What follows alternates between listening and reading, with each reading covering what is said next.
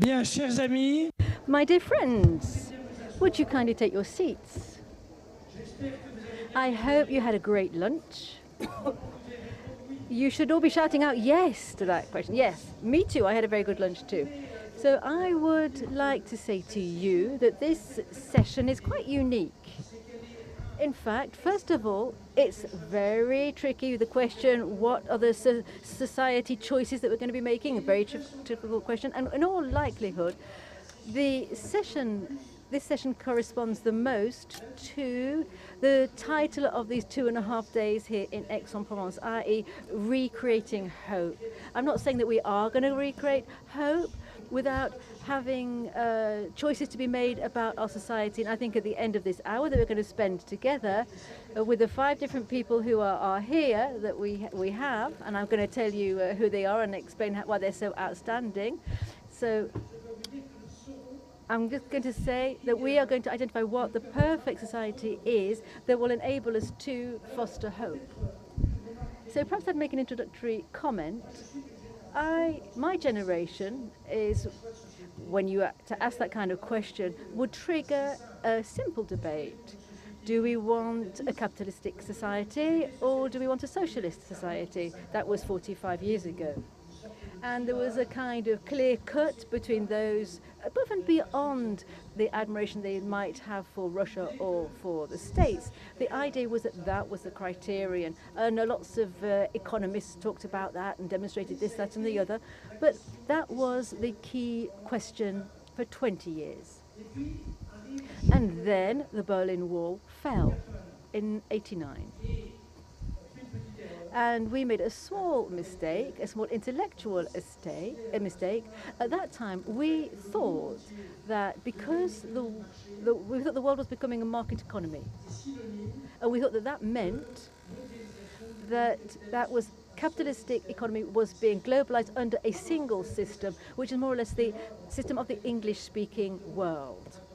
So 20 years later, we noticed that state capitalism in China, for example, all the other types of capitalism have become very diversified, and each one has shown that it has evolved in its own unique way.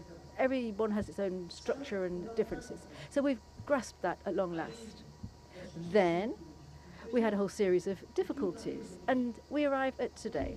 Today, from my point of view, and may I say that the true change is the COVID crisis, which really has changed our behavior as a society, but also our individual behavior in the way that we broach work, health, all the rest of it.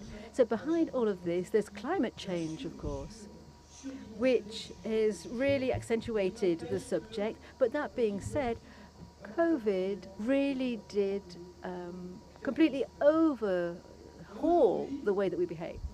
Today, we're wondering what society is. What is society we're living in? What is society we want to live in? What is society we want to build? It's going to be a market economy. You have seen things evolve towards more industrial policies. Everything can still change, of course. But the truth of the matter is that today we are 1 hour before we identify the solutions during our debate and solve all of the problems in the world. We do not know now what society will look like tomorrow morning. Let me reassure you that we have not 1 hour before us, but only 50 minutes now. So to talk about this, we're going to address every single issue. We're going to talk with Philippe Wahl, who you all are familiar with, who is an outstanding business leader. Yes, he is exceedingly talented, and he is going to tell us if you want to change the world and society, then you have to focus on businesses, and that means that businesses have to change too. That is the tricky thing, and that's what Philippe Wahl is going to reveal to us in just a few moments. Then we have another outstanding person with us on the stage, Véronique BÉDAGUE. She's at the top of NEXITY. And she has also had roles with the government. She was the advisor to the Prime Minister here in France. And today she's at the top of NEXITY. So she's going to tell us the kind of town planning, the type of regions we want to live in. She's going to talk about what social change is all about from that perspective. So those 2 points we've already solved. Then we will hear from Rodolphe SAADÉ. Everyone knows who Rodolphe is. He's a business leader, of course, outstanding yet again.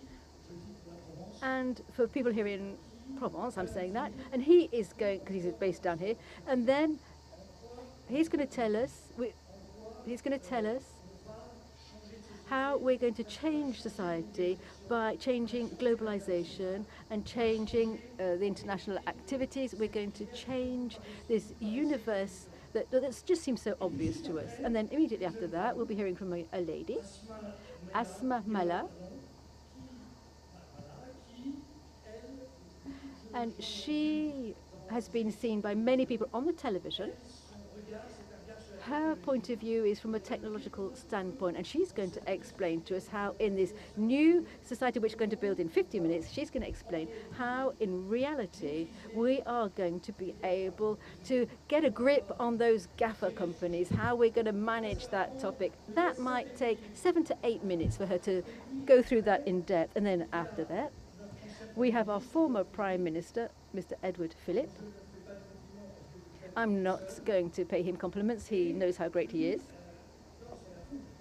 The crowd knows how great you are. Let's give him a round of applause.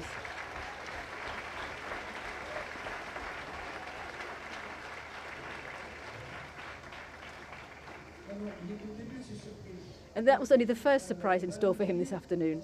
And he is going to tell us in this new society that we're going to construct, he's going to say what the role is of politicians. What is the role of all kinds of stakeholders in civil society, anyone involved in the public debate, who I think are pretty scarce on the ground today, but that will lead us perhaps not onto our conclusion, but a major point. So having said all of that, having said how absolutely outstanding everybody is, I would like to add that I myself am not too bad. So I'm going to hand the floor to Philippe WAHL.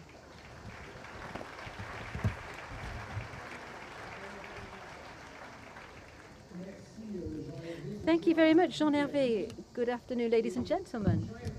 Jean-Hervé was right in saying that a change in society, when you think about it, was either capitalism or socialism. It was a debate of ideas, and it was the movement of social forces, the unions, the NGOs, associations, or political life, i.e. political parties, state institutions. However, in contemporary society, because of mass consumption, because of relationships being treated as goods, businesses have become players in social change. And the energy transition will only be possible if we can transform businesses. That's our thesis anyway. That's our hypothesis. So businesses are actors in change in society, because businesses, the businesses that serve you every day, they have an impact on your everyday life, and they even influence your own behavior. And they have an impact on daily life. That means changing, impacting thousands and millions of people. That means changing society. So let's do a test here in the room to see the extent to which in this room, as we're all dozing after our lunch, businesses are changing, how businesses are changing the way we live. Raise your hand if today you have used Google. Raise your hand if you've used Google today. Someone hasn't Googled? Rudolph, have you not Googled today? Yes, everybody's used Google today. So raise your hand if you have used WhatsApp today. Okay, slightly fewer. So raise your hand if in your behavior today you have used Facebook. Not bad. For intellectuals. And how, raise your hand if you've used TikTok. today. We're a very old population in the room here. So at the end of the day, you can all see these digital businesses have decisive influence on the way that we live. They therefore are actors of change in society. They are making us change. And there's an even more central player of climate change, because businesses today are shouldering a kind of role. They have stolen fire, they are consuming nature to produce services and goods for 9 billion people. It's like Prometheus, in the Greek mythology, and that enhances our quality of life. But it does have an essential impact on the climate, on our quality of life. And so businesses are completely central players in the ecological transition. They are absolutely central to that. And that central role that they play, we experience also because businesses are key players in what academics, professors, teachers called anthropocene, i.e. this is the entire life of humanity, the conditions of life that we experience, and the conditions of life of the planet itself are all impacted by human beings. So businesses are, if we get back to our question, essential players in social change. So, given that, what do we do to make sure that businesses help with our number one concern, which is the energy transition? Let's listen to what the scientists have to say. Scientists consider that we're all victims of collective blindness, that we haven't understood these subjects, and that we're not moving fast enough. Well, so that we can pick up speed, businesses are going to have to get on board and start rolling their sleeves up. The first thing is that businesses, our businesses, we've got several business leaders on the stage here, we are trying to evolve. We've understood that the world is changing, and so as far as decarbonisation is concerned, we are communicating, and it really is important to communicate. It's not just communication. Communication means sharing messages. It means raising the degree of awareness of people on these subjects of climate and energy. So as well as communicating, businesses are supporting ecological projects. They bring testimonials to the table. But when you fund an energy project, if you pay social or ecological dividends, if the profit that went towards that comes from pollution or from shale gas, then we realize that businesses aren't only supposed to be communicating and bring a testimonial, which is important also. What they actually need to do is to transform themselves. The businesses need to transform themselves. And so once that is said, one realizes how difficult it is, because as a human being, we know how difficult we find it to modify our behavior. And when you're talking about a business, well, businesses find huge difficulties in modifying their behavior. So how are they going to go about this? They obviously have to act, but they also have to speed up. They have to act. The first thing, and many business leaders are on this road already, they have to consider that they produce benefits, which is very nice, but that cannot be their only reason for existing. In fact, this ecological transition should enable us to get beyond that Friedman theory, which Lorenzi, my old professor, used to tell me. The Friedman theory says the only goal of a company is to maximize its profits and satisfy its shareholders. We see now where that leads to. Businesses, therefore, have to, of course, still keep looking for profit, but they must also endeavour to measure their own impact on the outside world and to play on that. It really is essential. And it seems to me that businesses must understand that when pursuing simply profit, they will not be guaranteeing their own survival. And to find out whether a business has a good business model, then you have to change that business model and answer to the question of what would my business be if the cost of carbon went up 10 times. What would happen to my company in that situation? So the businesses therefore have to speed up their transformation by their direct actions. They have to make energy savings. They have to use other indicators than just profit. They have to have good scores in non-financial activities. That's what businesses can do by understanding that it's in their interest to change themselves. And that is a really difficult thing. And businesses also need the state to stimulate them. And the state is there to determine standards and to send stimuli to the different businesses, saying you have to respect this rule, you have to have a low emission business. The state can stimulate business, and I will complete with our role, our own role, because we too participate in the Rencontres Économiques, the meeting here, but we are also clients. So as a client, are we ready to change our behavior? It's down to us to blame companies for polluting too much and not engage in that transition. So if we have to inverse our priorities, and we must use not price as the sole criterion of choice. We can't just choose without rethinking about a delivery by the post office, because it emits twice as much carbon as something else in Germany, for example. So what I'm trying to say is that shows that here we're talking about team spirit and cooperation. We cannot change the business model that we've been talking about since the beginning of these few days here. We can only do it if each individual player changes their model. Businesses have to shoulder their responsibilities, as does civil society and the state.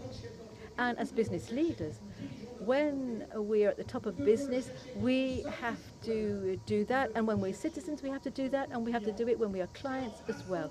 So by assembling together all of these different aspects of the human being, then we will have a tiny chance of changing society and in succeeding in this energy transition. It's not a foregone conclusion. Thank you very much, everybody. Merci beaucoup. Thank you very much, Philippe. It was very enlightening. We'll go back to your companies when we talk about the training programs. I would like, for those of you who didn't write it, who didn't make a good note of it, it's the word colissimo that is being used. It's a system, it's a postal service in France. Bon, jeunes gens. Bonjour à... Hello, hello everyone. My answer to the question that is being asked today is, of course, influenced by what I do at the head of NEXITY as a real estate developer. The first transformation is quick to make, is very uncomfortable, but it's indispensable. It is the environmental, the ecological transition. This is really our core business. It's not in the hands of the CSR of NEXITY. It's our core business. How do we produce buildings that are low carbon and consume less energy? You've heard about it a lot, and I know that some of you know what is the RR20. It is a regulation that I find indispensable that obliges to address various requirements. The ARE20, we're going to achieve it. We're starting to embrace it. We're now building modular housing units. I reassure you they're as beautiful than the traditional housing units. We're building housing in Lyon. To give you an idea of the risk that we're taking, we're building in Lyon a whole apartment building without any AC and heating. It works in Switzerland, it works in Austria.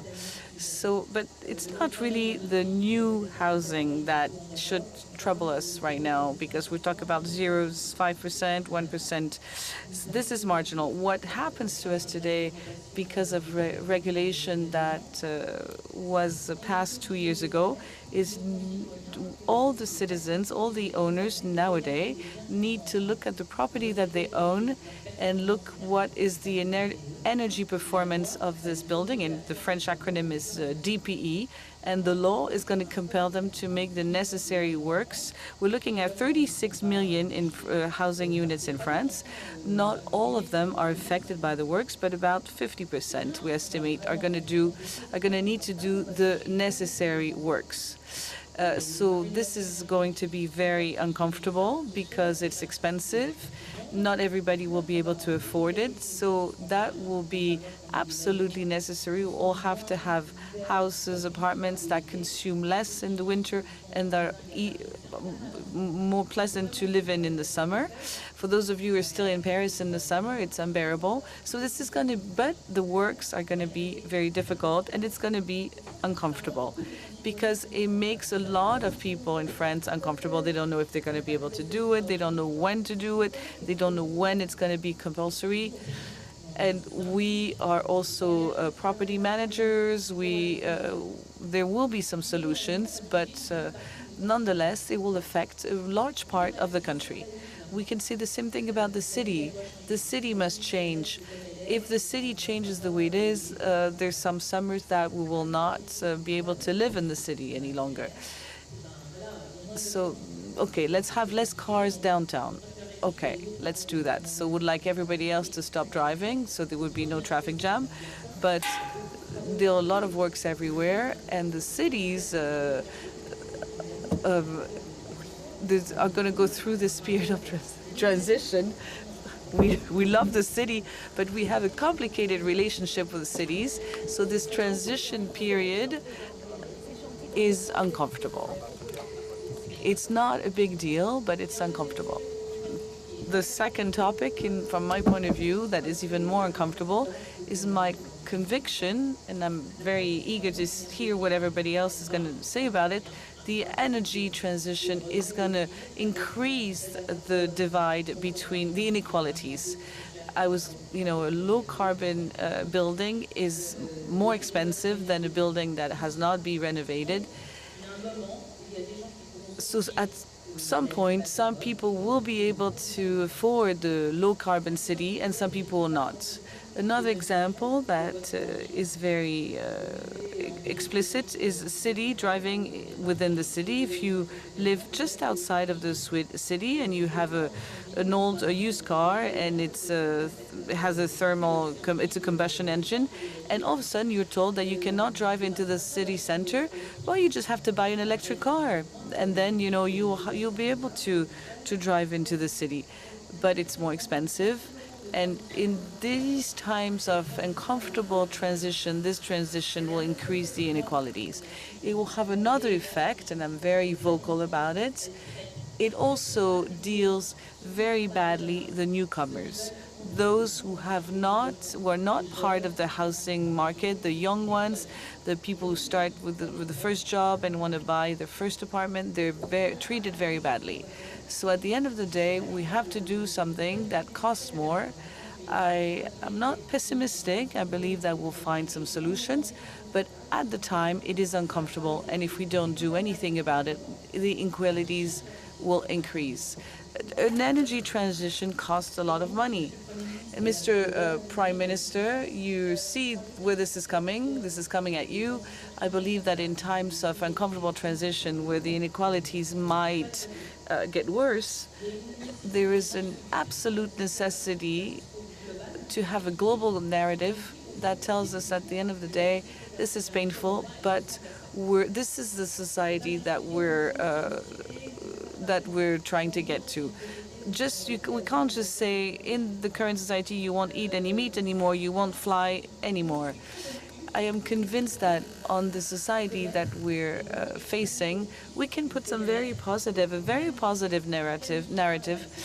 But if we don't do it, we're going to leave a lot of people behind, and we're going to explain where everybody is going to fit in this new society, that the transition will be a bit uncomfortable, but that at the end it will be good for everyone. Because I believe that this new society that we're about to build is much more fun and much more pleasant than the one that we're living in today. But the political authorities have to express, they have to tell people what are we heading to, so the young ones feel like they're excited to go there. I think there's really room for that kind of narrative. Last point, and it's a more personal one, we have to promote more exchanges. It's a change of civilization. Our relationship to the world, the relationship of man to the world, was a very domineering relationship, and we're going to have to do with the world. We're going to have to learn how to deal with the world. What has really changed in my business, once we finish talking about the energy transition, the RE20, is the look on the developer, on what he's building and doing today. I tell my teams, when you're going to start a project, look, just take a moment and look what has already been made. There's some humans in the middle of the projects. How do we work with the people who are here? How do we work with the real estate, the buildings that are already here, with the nature? Maybe there'll be some animals, maybe the nature.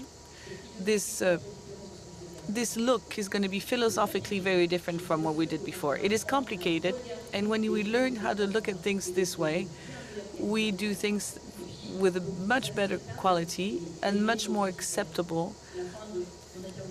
So that's how I would like to conclude. We need to change our relationship to the world.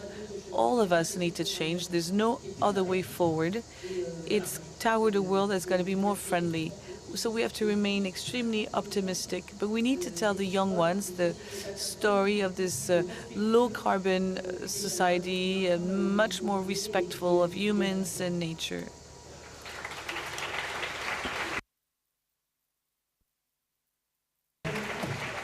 Take your mic, because we're not completely done. You haven't said one word that is at the heart of common, terminology. It's regions. Why didn't you speak about the regions? Because I'm more thinking in terms of cities right now. If I were to mention the word regions, I would say the urban planning in the regions. We have completely left things the way they are, and so there are some areas that are very densely populated and some that are less. We're not only talking about rural areas, we're talking about urban areas as well. But I think there may be some die-hard socialists there. There's room for state intervention. We will not, even if companies do whatever they can, the state keeps more than ever a fundamental place on the history, how we live in the region, in our place, in our territories. Thank you very much. Thank you so much. So now we're going to go from the city to the world. Rodolphe, what does our new world society look like? Thank you, Jean-Hervé. Hello, everyone. I will not talk to you about maritime transport, but a choice of society. To be honest, when I ask myself the question, I could not come up with a real precise answer. I have many ideas that I'm happy to share with you, but I will be very humble in my answer. What we see today is that we live in a world where crises happen all the time and everywhere. So it's not always easy to adjust to those crises. And there's some transformations that are linked to digital. and to AI, which means that our society has to evolve as well. I travel quite a lot, and I go from one country to the next, and I notice that we cannot impose on a country the choice of society. It's up to the country, to the people, to see what society they are happy in, whether it's a company or a country, what do they want to live. I see a few young people in the room. You will have to answer on what kind of society do you want for tomorrow, because we don't want to dream about a solution that you may not like. On this topic, we'll also need you to bring us your recommendations to make sure that this new society that we all expect can happen, can take place. When we talk about choice of society, do we still have the choice of the society that we want to live in? On some issues, no. On the environment, we're all convinced, Véronique, Philippe, or myself, that we don't have a choice anymore. We have to move ahead, put a plan to decarbonize our jobs and the society. I commend the decision that was taken yesterday by the MOI to be carbon zero and to set the course to get there. So I think that was a good decision. We see that economically the world has changed as well, and the globalization that we've had in the past may be a thing of the past. And we see more and more regional routes, circular economy that is growing, and people want to consume as they used to. I think this is changing. I like to take this example of the kiwis that you buy at the store, that they're flown in from New Zealand. But this, I think, in terms of carbon, is not good at all. It's good for the shipping industry because you participate in the financial situation of the group that is doing very well, thank you very much.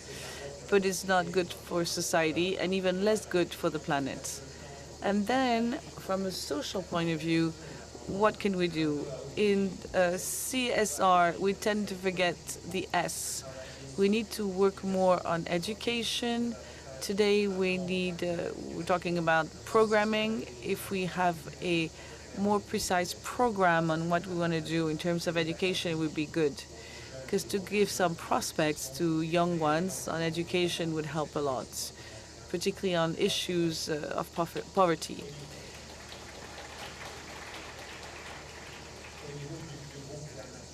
For the group, CMA CGM, if I look at it under this angle, what we need to target is a growth model that is balanced. After 2 years of COVID, how are we going to do it? I think that today we're all aware that our mode of consumption is changing, and that in our consumption choices, we'll have to take into account the environment. Then also, everything that's linked to social issues. At CMA CGM, we put in place initiatives. I talked about innovations, but at the level of the company, we also put in place an academy that will open its door at the end of the year. We also have an initiative called the Albert School. It's a coding school that was put in place, set up by a young one who has a lot of good ideas, and it sets us in the good direction. And then, when we talk about choices of society, do we wonder about how much it's going to cost us to have this choice? Do you feel that the environmental bill is not going to cost anything? We talk about a lot of money to decarbonize the planet, and some companies are going to have to play a role in it. And on some topics, we should not just trust the politicians to do the job. As citizens of the planet, we have to harness the challenges and the subjects and try to move forward. I am not in favor of letting others do what I can do myself. For the environment, the bill is going to be very heavy because the green cost is very expensive. Then, for everything regarding the quality of our team members, they must need to have a decent wage to be able to give a decent wage to an employee, you have to distribute dividends and better treat the team members. For those of you who don't share my opinion, it's okay. But what I'm saying is that a company has to pay back a bit of dividends. We pay 10% of our profit in dividends, and 90% is reinvested in the company and in the welfare of the employees. Because in order to be able to grow in a world that is changing significantly, we need to have employees that have a positive mindset. Thank you very much.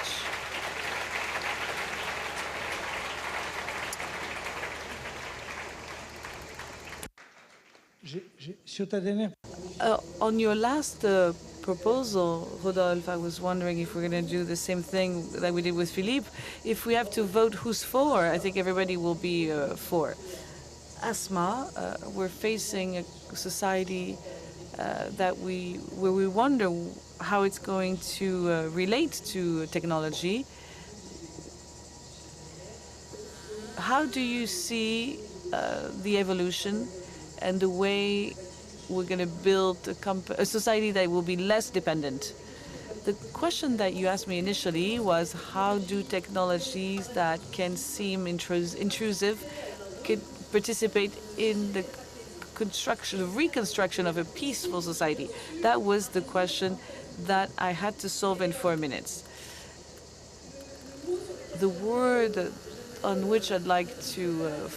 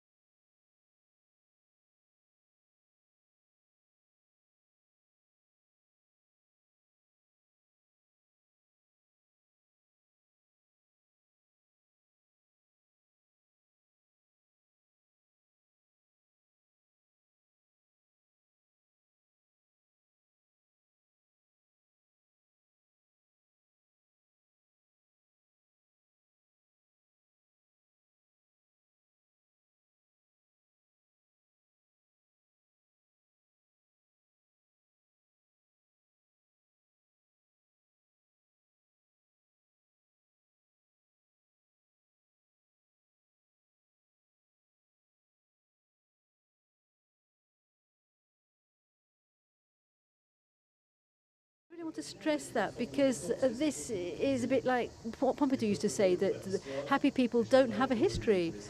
And he said that before he became president. And I would like people to talk about my mandate from 1690 to 76 as a mandate where there were no revolutions, no wars, and that no one would talk about me, they'd forget me, and we'd see the growth of purchasing power. I'm not quoting him, obviously, you can check up his speech in the history books. But the important thing is to know whether or not we are looking for soothing or whether we need movement.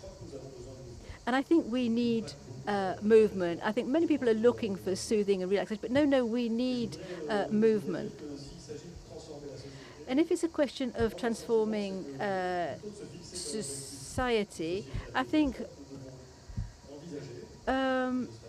it would be quite nice to have a society that has been appeased and healed, but I think we are looking more towards a society which is ready for combat on 3 scores. An intellectual fight, for example, political fight, but it is a society of combat. The first point, which is in front of us, which we will not guarantee with appeasement, is that it is going to be our responsibility to defend liberal democracy.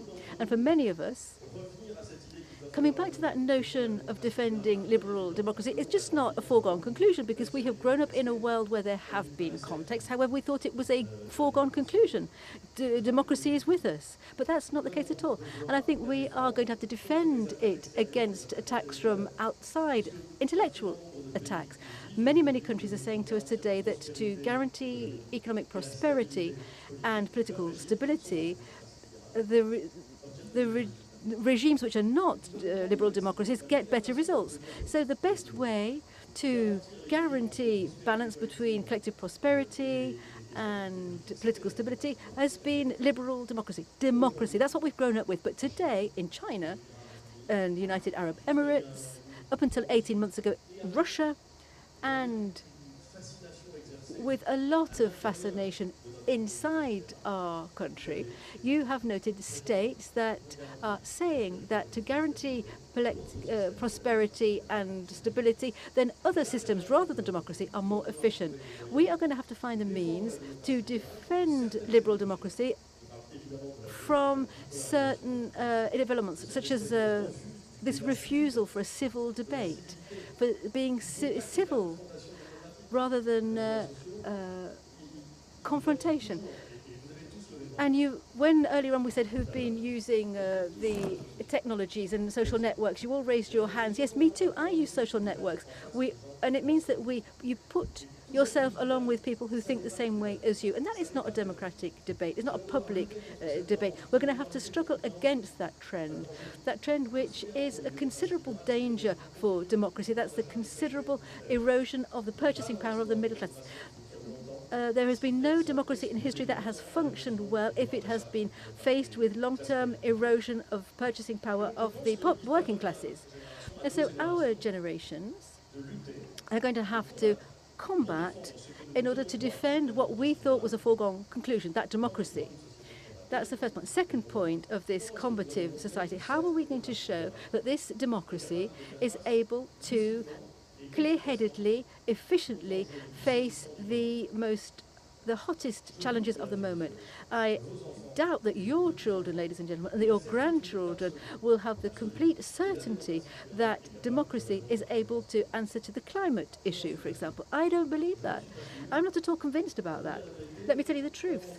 When my son tells me that seeing how efficient our democratic system has been in settling the complex question of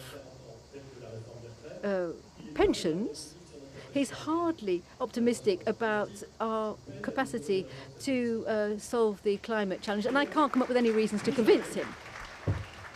So you have a question which shows that to face this climate challenge, when no one's contesting that there is a challenge. Some people might be talking about how urgent it is. Some are saying, well, is it really so urgent after all?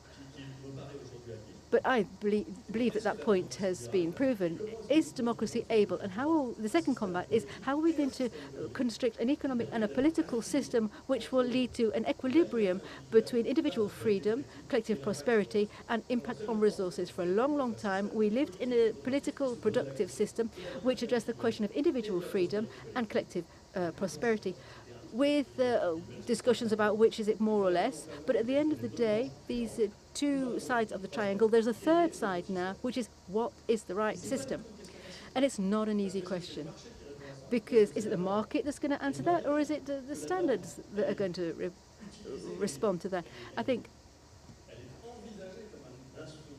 standards can be a possible tool to respond to that. The second combat that we're going to have to face is to identify how democracies can be able to construct a model that will systematically take into account the impact on resources. And the real truth of the matter is that we don't really have that model yet. We've become aware of it. We've got individual and collective commitments, which is not bad. We've got a legal framework, which is all well and good, but we have not yet created the productive system that is totally operational to find itself at the crossroads of those three priorities. And there's a third combat, which takes us back not only to political values or organization and politics, but takes us back to the notion of power. Our generation is going to be faced with something which is new. It's new for everybody. And that is this situation of pushing things out to the borders. So Europe and the France, if we don't take care, and let's be cautious here, Europe and France are going through something which is amazing, it's radically new, and that is the peripheralization of the world, because we have a lot of tension between the other side of the Atlantic and the other side of the Atlantic. We are taking the risk of gradually, step by step, but sometimes a bit more quickly, being shoved out into the outskirts. And do you know what happens when you're on the outskirts? Well, usually you're rather fragile. And so if we want to defend democracy and define a system, we are going to have to address a question we rarely broach, which is the question of power.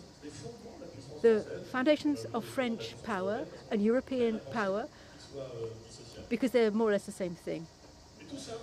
And all of this, that's three reasons for fighting.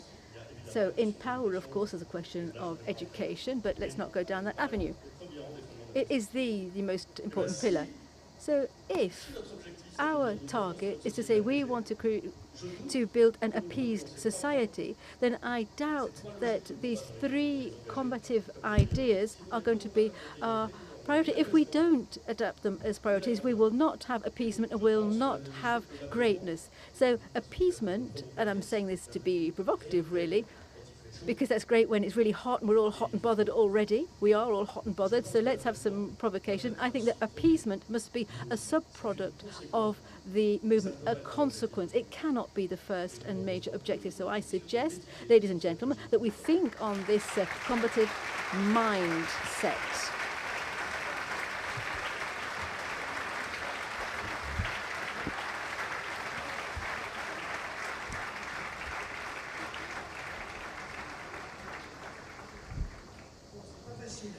Well, how do you follow that? I think we've got 5 minutes left. Oh no, it's over. Our time slot is over. So I would like to take home with me the role of business. I'm going to take home also the notion of housing and all of those questions of equality. I'm going to take home with me also the notion that, oh, hang on, attention please. We're not quite finished. We're not finished yet. I sound like the teacher at the front of the classroom here. Yeah, be careful everyone, because Lorenzi knows what a combat is. He fights the good fight.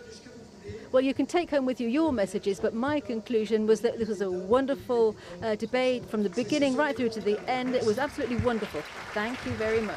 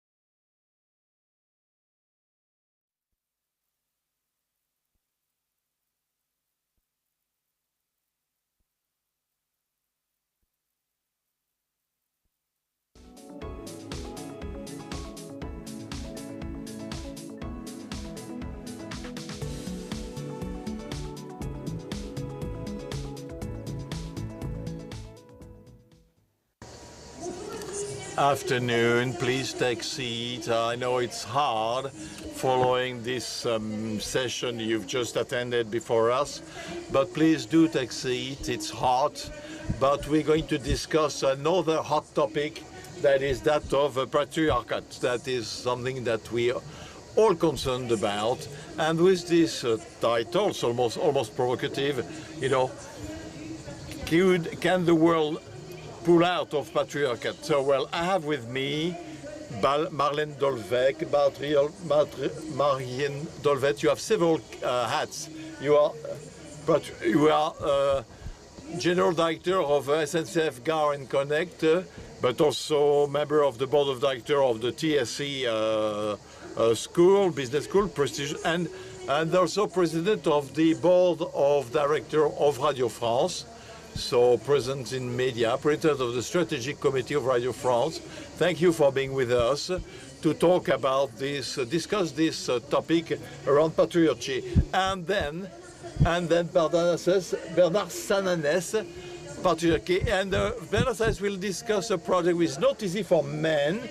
We know you're the founder of ELABE. Well, let's move on. Patriarchy. When they suggested this, I thought, oh my God, you know, what's in it? You know, patriarchy. I mean, I looked at it in the dictionary to be sure that I was clear. It's a form of social organization in which men have power in political, economic, religious domains, where he is the dominant character. So the question we'll try to answer with you, because there will be a Q&A session. Can the world pull out of patriarchy? And of course, I will ask the question to a man first, to a woman, sorry. Thank you, Fanny. Thank you, Bernard. Good morning. Can we pull out of patriarchy in the world? So, well, I might have an optimistic view here in X, and I believe that to answer that question, I would like to be in a Republican consensus and to say the dynamics to coming out of patriarchy has been launched, and in this consensus I will approach it through three values: freedom, equality, liberty, equality, and brotherhood or fraternity. Well, anyway, pulling out of patriarchy, well, if there is more freedom, more liberty, well, I was born in 1975. But in this women's emancipation, voting vote was 1945. The opening of a banking account without the authorization of the husband seems, 10 years before my birth, 1965, and 1975 is the right of abortion. But anyway, when I was born, there was already more freedom than was enjoyed by the pioneers before me. And then there were role models who expressed freedom. Well, the Queen of England is a woman who was exemplary, who was a role model. 7 decades of reign, of huge responsibility and power, and a turbulent family to deal with. In role model there is Simone Weil, of course, Marie Curie, who also was criticized because of her private life. And of course, on a more contemporary note, now Christine Lagarde. So, liberty, I don't want to be naive, and our mother, when we talk about feminism, is Simone de Beauvoir, who told us, careful, any crisis, any war could drop to reduce women's freedom, and we have to pay attention. We have to be vigilant. And when we see what is happening in Afghanistan now with the Iranian women, so pulling out of patriarchy with more freedom, fair enough. But also, it's more equality. Equality means that everything is possible. We were saying earlier on, power to women or equality for men, but what equality is to say that women can do just about anything.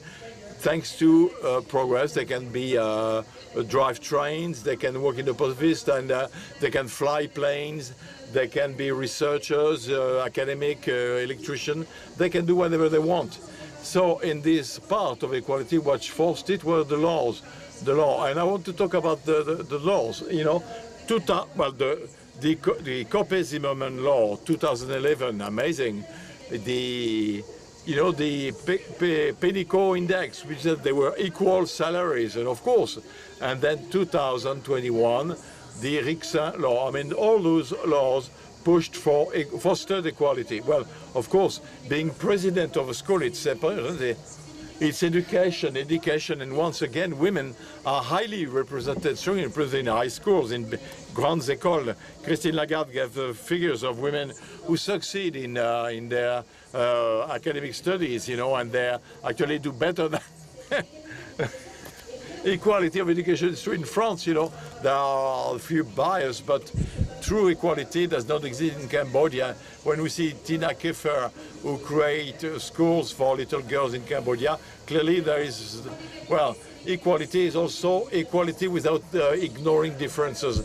I'm not saying that I'm Joan of Arc with my armor. Women have to be women, but journalists, clearly you consider that we don't deny difference. Every portrait of a woman, be it Marie-Lise Léon, who was appointed at CFDT, or myself, we talk about the earrings, the beautiful dress. Well, yeah, we talk about, but we do not deny difference. Liberty, equality, fraternity. Well, you know, for women, it's sorority and exemplarity. I mean, that's for me most important. First, as a woman, this solidarity with women around me. As a general director of Gares and Connexions for my teams, equal salaries, more women in the executive committee. Women in technical jobs, they will take new positions. As Director General, it's true for my clients, 100% of the women who use transport said they'd been attacked. So thanks to Me Too, thanks to all those who pushed, who fought, you know, for the freedom to speak, to say it. But clearly, we need to protect these women who are in transport, trained, protected, and find new orientations so that there would be more security for women in my world, which is that of transport. Then, as president in the mandate, my mandate, president of TSE, and women are not. We don't have enough women in economic research, only 25%. Yesterday, Emmanuelle Oriol said that she would have a new woman who would be economy Nobel Prize winner. Well, she's not Esther Duflo, but maybe there should be one day, a feminine Nobel Prize winner at TSE. Well, in my mandate, I'll push for that. And of course, in Radio France, I won't work in these topics where there are true acceleration. So, by way of conclusion, for me, yeah, we can pull out of the patriarchy, but we should not work on the basis of disqualification. It's 50-50, men and women, cooperation, and it's not, we don't want to exclude men or no positive, Brunet Le Maire was probably right this morning. Women will save the world. Well, in the meantime, we'd like to know with you, Bernard, how all those topics are understood in society. Well, you do surveys, the French, their feelings, so there is question of patriarchy, this equality of access, discrimination. Let me answer that. When Jean Harvey called me to do this, why me? Why me? You needed a target that could be booed at the first mistake. Rather, a female, you take a naive who did not understand the seriousness of the topic. Well, Jean Harvey, we know, is very persuasive. Then I was happy to discuss with you. But, I'd like to show that a man, not deconstructed, can have an objective vision on this. With my hat, I thought maybe, a hat, a cap, can we have an objective vision on this? When we look at figures, not just the surveys, but we went to ELABE and we went to look at public statistics. The answer to the question, can we pull out of patriarchy? Well, we're not there yet, clearly. Why? What is there behind that word? We asked this question in an open question, you know, and the answers are not interesting, actually.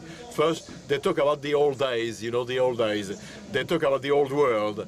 We talk about the world that has gone, the domination, authority, and of course of a family which is ruled by the father. This is the way people look at patriarchy. Then there are observations which are shared widely. When we ask people, do we live in a society dominated by men?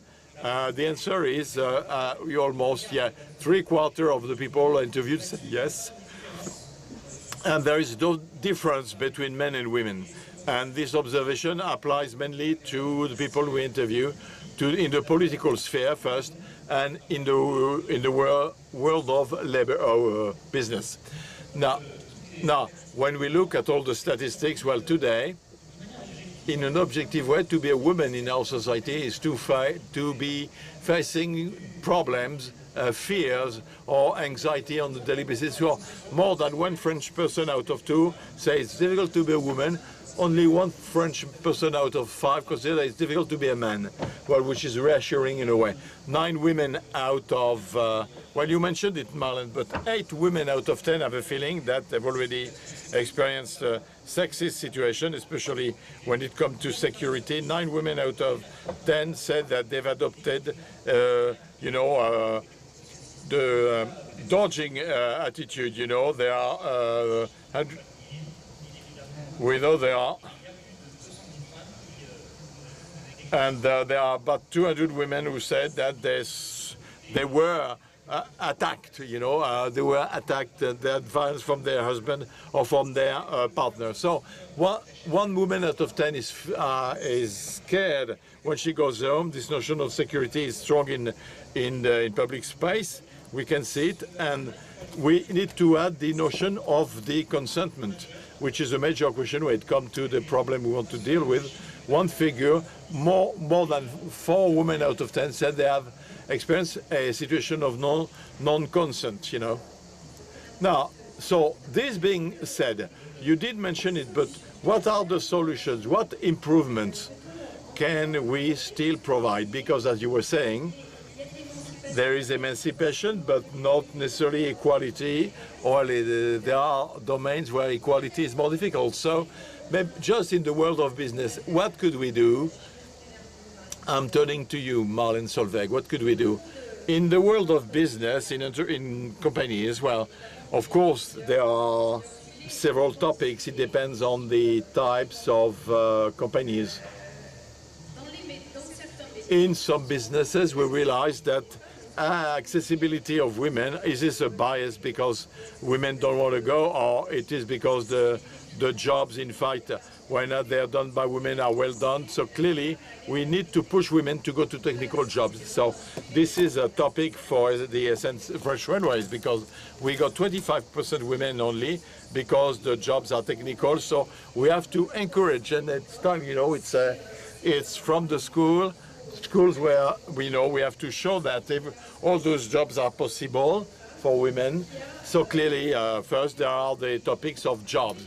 Then the will of a boss, a manager who in his company will say, will start the dynamics. Say, in my company, I will make strong choices, and especially when you come to management jobs, because this is where the impact is strong. And it infuses in the company. I will make the choice to have a, you know, balanced COMEX, I will choose a woman for equivalent values. But in the group where I am,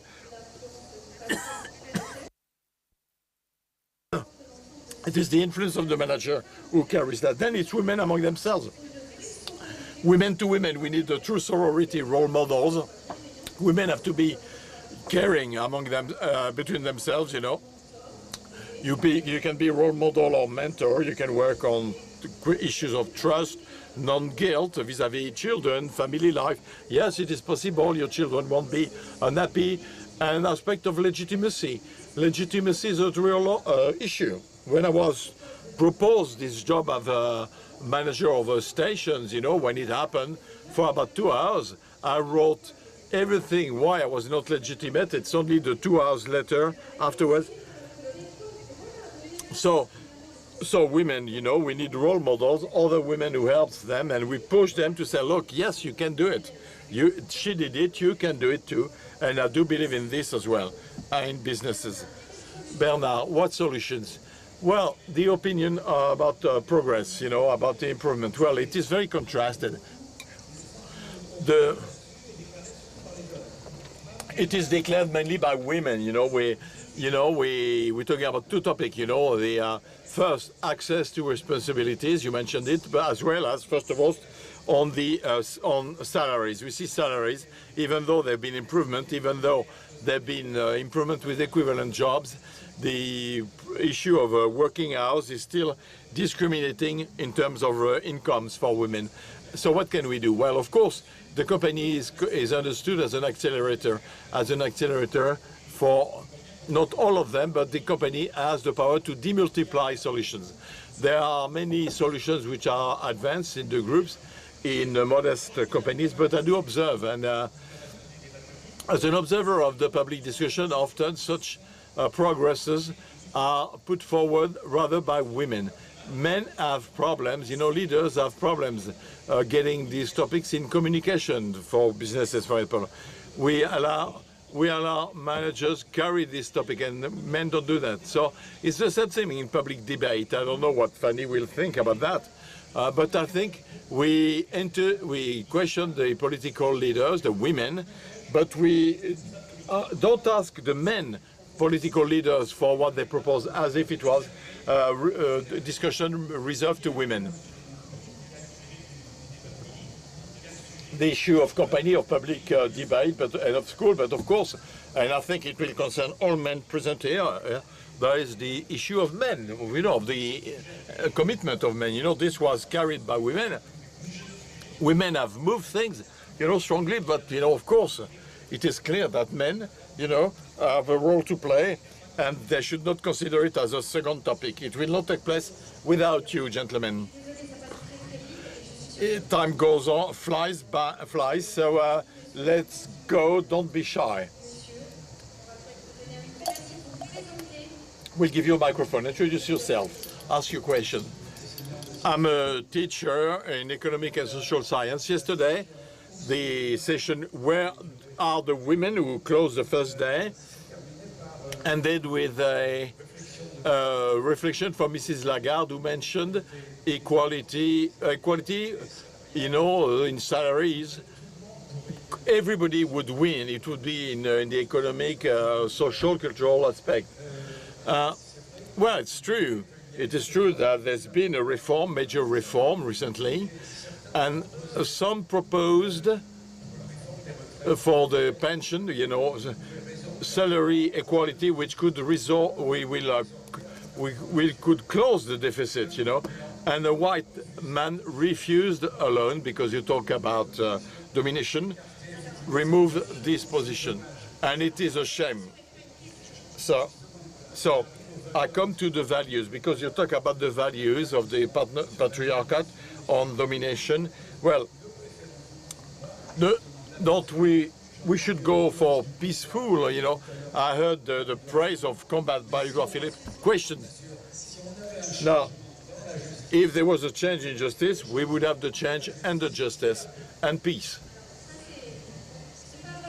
Well, that's not the question. So let's move on to another question, please.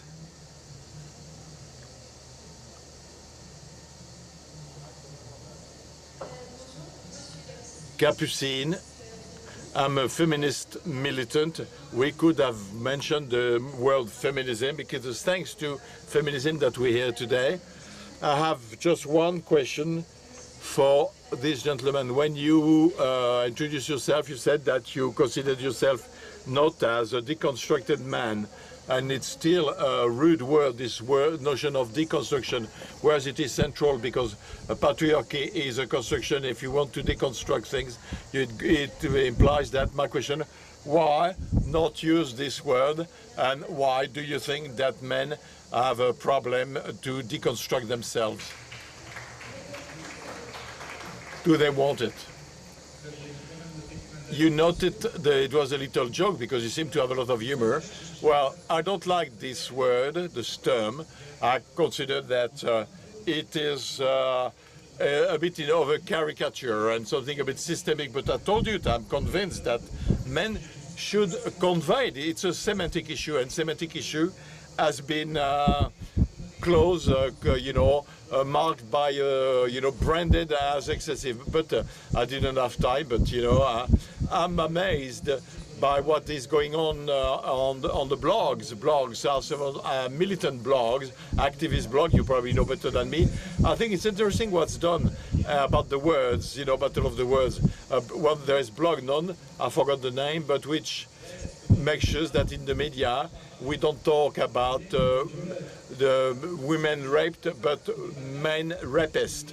So those are battles, with the minister who had some problems right now, but who said a fight with hashtag don't let anything go, Marlène Schiappa. Well, so this is an interesting approach to fight on all fronts rather than deconstruction, but it's a personal vision. Another point. Olivier, I'm a businessman. I work with the COMEX of large groups, and my experience of the rise of women in organization is a fact, because for the last 25 years I've seen a lot of women getting access to responsibility jobs in COMEX more and more, with fairness, men, women. And Europe today, we got European leaders, females, and in the media, Radio France. You're in Radio France, Madame. France Inter, Radio France, France Television, France Info. So what's your question? Now, it's concerning the culture. Where do you see there is a inequality? You talk about technicity, industry, maybe. Is there certain domains where indeed there are less women?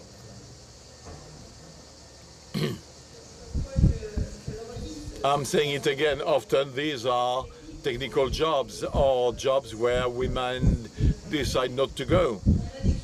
We got figures which said that this year in some engineer schools there are less women who run for the competition, because in their studies in high school they didn't select math or so sometimes it could be topics of a trust of women in some businesses. Well, it can be scientific business, research in economy, but doctors are women, a lot of women. So it's good news, because caring doctors, will be good. But in technical jobs, which are jobs on site, when we renovate and we build the train station, we got people from the building industry, and it's very difficult to go and move women who are electricians, who work at night, to work which are difficult. So we have to show that it's possible, and possibly also we should to organize ourselves, to organize the lives of women. We had problem of cloak rooms. That was a little topic for us, but to have lock rooms which are pleasant for women and very differentiated from those of men. Well, sometimes it's a little additional point in the education of children. How do you do with night shifts? So all these issues have to be discussed, so that these jobs, women would want to go to these jobs. The topic, of course, is complex, and I only give you a couple of points which are my views. One last question, 2 minutes left. Will be the last question, madam. Hello. Liberty, equality, fraternity, and modesty. Let's be small and let's be. It's not a question. So let's be tall.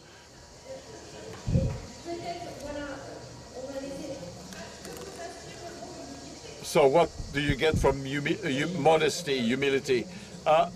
Madam, I think there is a topic in our discussion, which is, should we be pleased, satisfied with the progress made, or should we be worried about everything that remains to be done?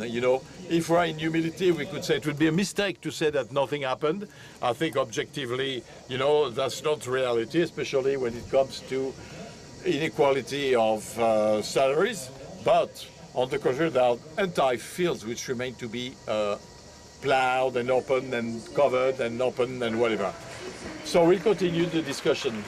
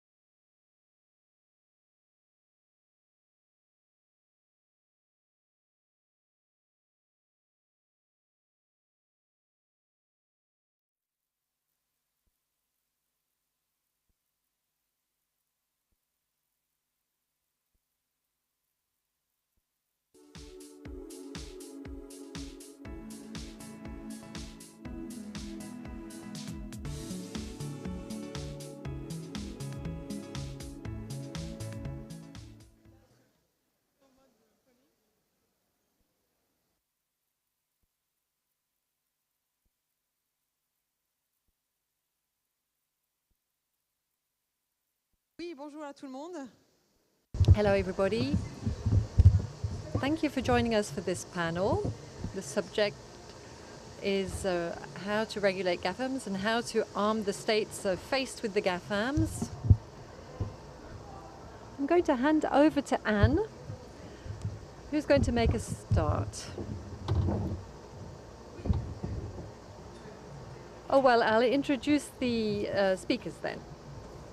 That's how we can go about things. So Philippe CORROT, next to me, is the CEO of Mirakl, which is a French unicorn helping companies to do e-commerce. He's going to tell us about his company. Then we have Professor Lan Shui, who is from the University of Tsinghua in Peking, and his field of expertise focuses on public policies and technologies. He's also going to tell us what's happening in Asia, in China, so that we can have an animated debate. Our third speaker is the General Director of Orange, Christel HEYDEMANN. So Orange, shall I introduce Orange? Yes? Closer, I need to speak closer to the microphone. So Christel from Orange is the General Director. So it's the biggest telecom company in France. Orange is in other countries like Spain and Poland. There's Yann, LECUN, who is a researcher working in artificial intelligence for Meta. And he's going to be talking to us about that specific scientific field, where he's one of the international leaders in that field. Then we have Sylvain DURANTON, who's the World Director of BCG X, that creates software for companies in the field of artificial intelligence and data. And he's in charge of a team of 3,000 people. Then we have Anne Perrault, who is from the Cercle des Économistes, who will be introducing us to the subject. She is a former director in charge of competition. She's familiar with technological regulations. So if everybody can hear me, I can say a few words. I'll say a few words because we've talked we're going to be talking about things that don't necessarily exist. We're going to be talking about regulating artificial intelligence. What do we mean by all of this? Let me just start by reminding you that when digital technologies emerged, we didn't ask ourselves about artificial intelligence, but technologies came and unsettled former business models. Uber, Amazon, distribution circuits. And the question that we asked was, should we bring these new business models into places that were built for other things, for distributors, physical distributors, for example, taxis, or should we create new boxes, new spaces for these new technologies? And thank goodness we said no to both options. We tried to create a level playing field, in other words, a competitive playing field, because the main problem was a problem of competition. Each market targeted by the technology, where the old and new models fought, but had to fight on a level playing field.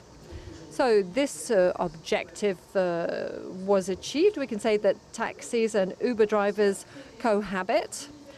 It's not always smooth sailing, but we have created a competitive environment where each person, each party is able to cohabit. Now, the difficulty of regulation is that as technologies have developed, we've realized that competitive regulations interfered with lots of other regulations applied to digital technology. For example, protection of personal data, labor rights, platform workers. Are they salaried workers, or should we create a new category for platform workers? So again, you know, what about interactions with regulations? That was another question that came up. And the Court of Justice of the European Union recognized the right of Bundeskartellamt, which is the regulation authority. So if the RGPD is not respected, which is outside of the field of competition, and this would be an anti-competitive rule. And Meta was accused of that by the Bundeskartellamt. So these are all old questions that have led to European regulations, the DSA in terms of digital content and the DMA on competitive regulations. They are all based on the fact that these digital platforms are large-sized, and we all know why. They have fixed costs for technologies. There are very few variable costs, and that, of course, encourages the emergence of big-sized platforms. The problem is that everything goes very fast in this field, and perhaps we're already behind the times. Perhaps we've missed the train, but which train are we talking about? Artificial intelligence is on its way. Artificial intelligence raises problems relating to regulation that we've already encountered. Interoperability, for example. The interoperability of artificial intelligence. I'm talking about that as an outsider, but we're talking about self-learning software based on data. So we're wondering how self-learning software will interact with other self-learning software. What about the data that's accessible? Will it be open data or not? So these are questions of interoperability that we've already talked about when competition in the telecommunications field came to light. And then there are other problems that maybe we haven't anticipated, and that will be the subject of the roundtable. So there is a layer of complexity underlying these questions. Everything is flying away.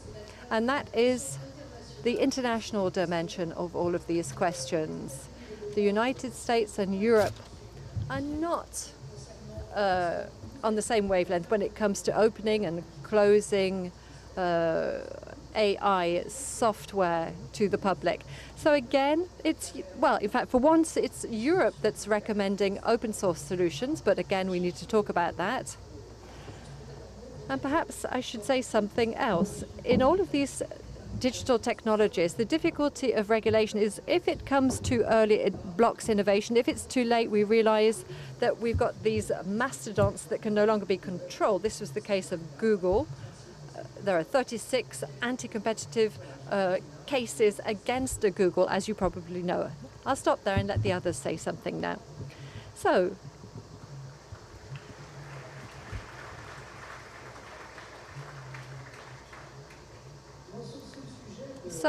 with respect to the relations between states and these GAFAMs, I think we have to stop being candid. We have to be vigilant when we collaborate. Candid because we're talking about economic objects that are completely, outside of the usual standards. If we take the capitalization of the GAFAMs, we're looking at the GDP of Germany and Japan. So we're talking about objects that are just outsized. And when we look at the ability of investment of these objects, well, President Macron announced 500,000 in investment for them in France. So Microsoft is announcing an investment of 10 billion for OpenAI. So we're talking about huge amounts.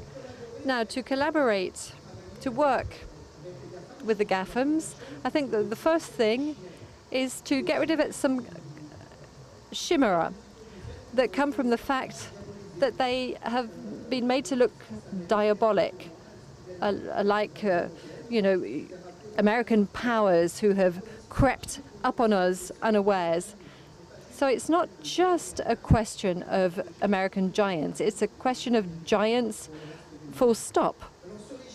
So if we go back to the chimera, some are thinking of dismantling. In 1911, the Standard of Rockefeller was dismantled after 10 years of cases. I don't think that this will happen. We saw what happened with Microsoft that continued in a renewed and regulatory environment. And then there's the DSA, the DMA. I think that's probably the path that we'll go down to. Another chimera is, okay, let's close off our frontiers and let's do what China is doing. But that means that we're going to create a local European ecosystem that we would control without knowing who we really are. Who's going to control all of that?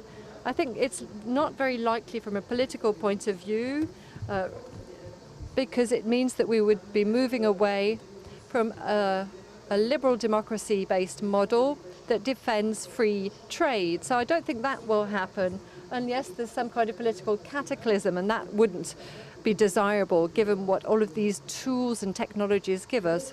There's another chimera, you know, the idea is let's launch our own competitors, as we did with Quant, to have our research engine in Europe. I think experience shows that it's not easy to say that we're going to do the same and better because we're European, given how these players move forward.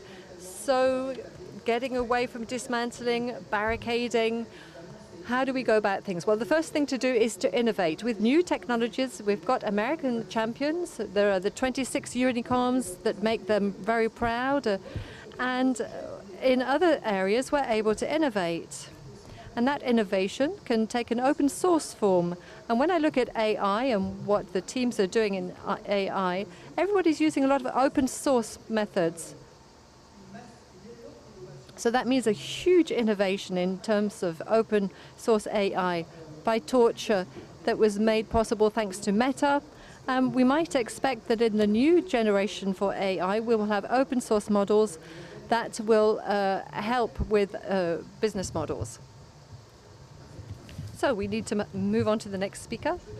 So let me just finish my sentence. The other subject with respect to regulations, here we have to get kitted out. We need to be able to negotiate with entities like we negotiate with states. And these are things where governments in Europe are still a bit naive, but we can move out of negotiations very positive. India has a 10 billion investment with Google to help with the digital transition of its local companies. So we mustn't see everything like a battle against devils. There are other things that can be seen as quite virtuous, I believe. Thank you, Sylvain. We're going to move. Thank you, Sylvain. We're going to move on to Yann now. So we need to imagine a future in 10 years or so, perhaps earlier or later, where all of our interactions with the digital world will be via a virtual assistant. Each of us will have a virtual assistant, a bit like, you know, our private staff. They will help us to amplify our intelligence. They will all be CEOs, directors of teams, and our team will be virtual. In this future, these platforms where we're interacting with digital technologies, should these platforms be closed or open? In other words, if we retrieve all of our information, including public opinions via these assistants, is it going to be reasonable for platforms like this that will be depositing repositories of all human data? Is it good for them to be proprietary platforms? The answer to that question is definitely no. We need to imagine a future where the basic AI platforms are open source. This future is coming very quickly. It's already beginning, in fact. And the AI industry will be built above these open source platforms.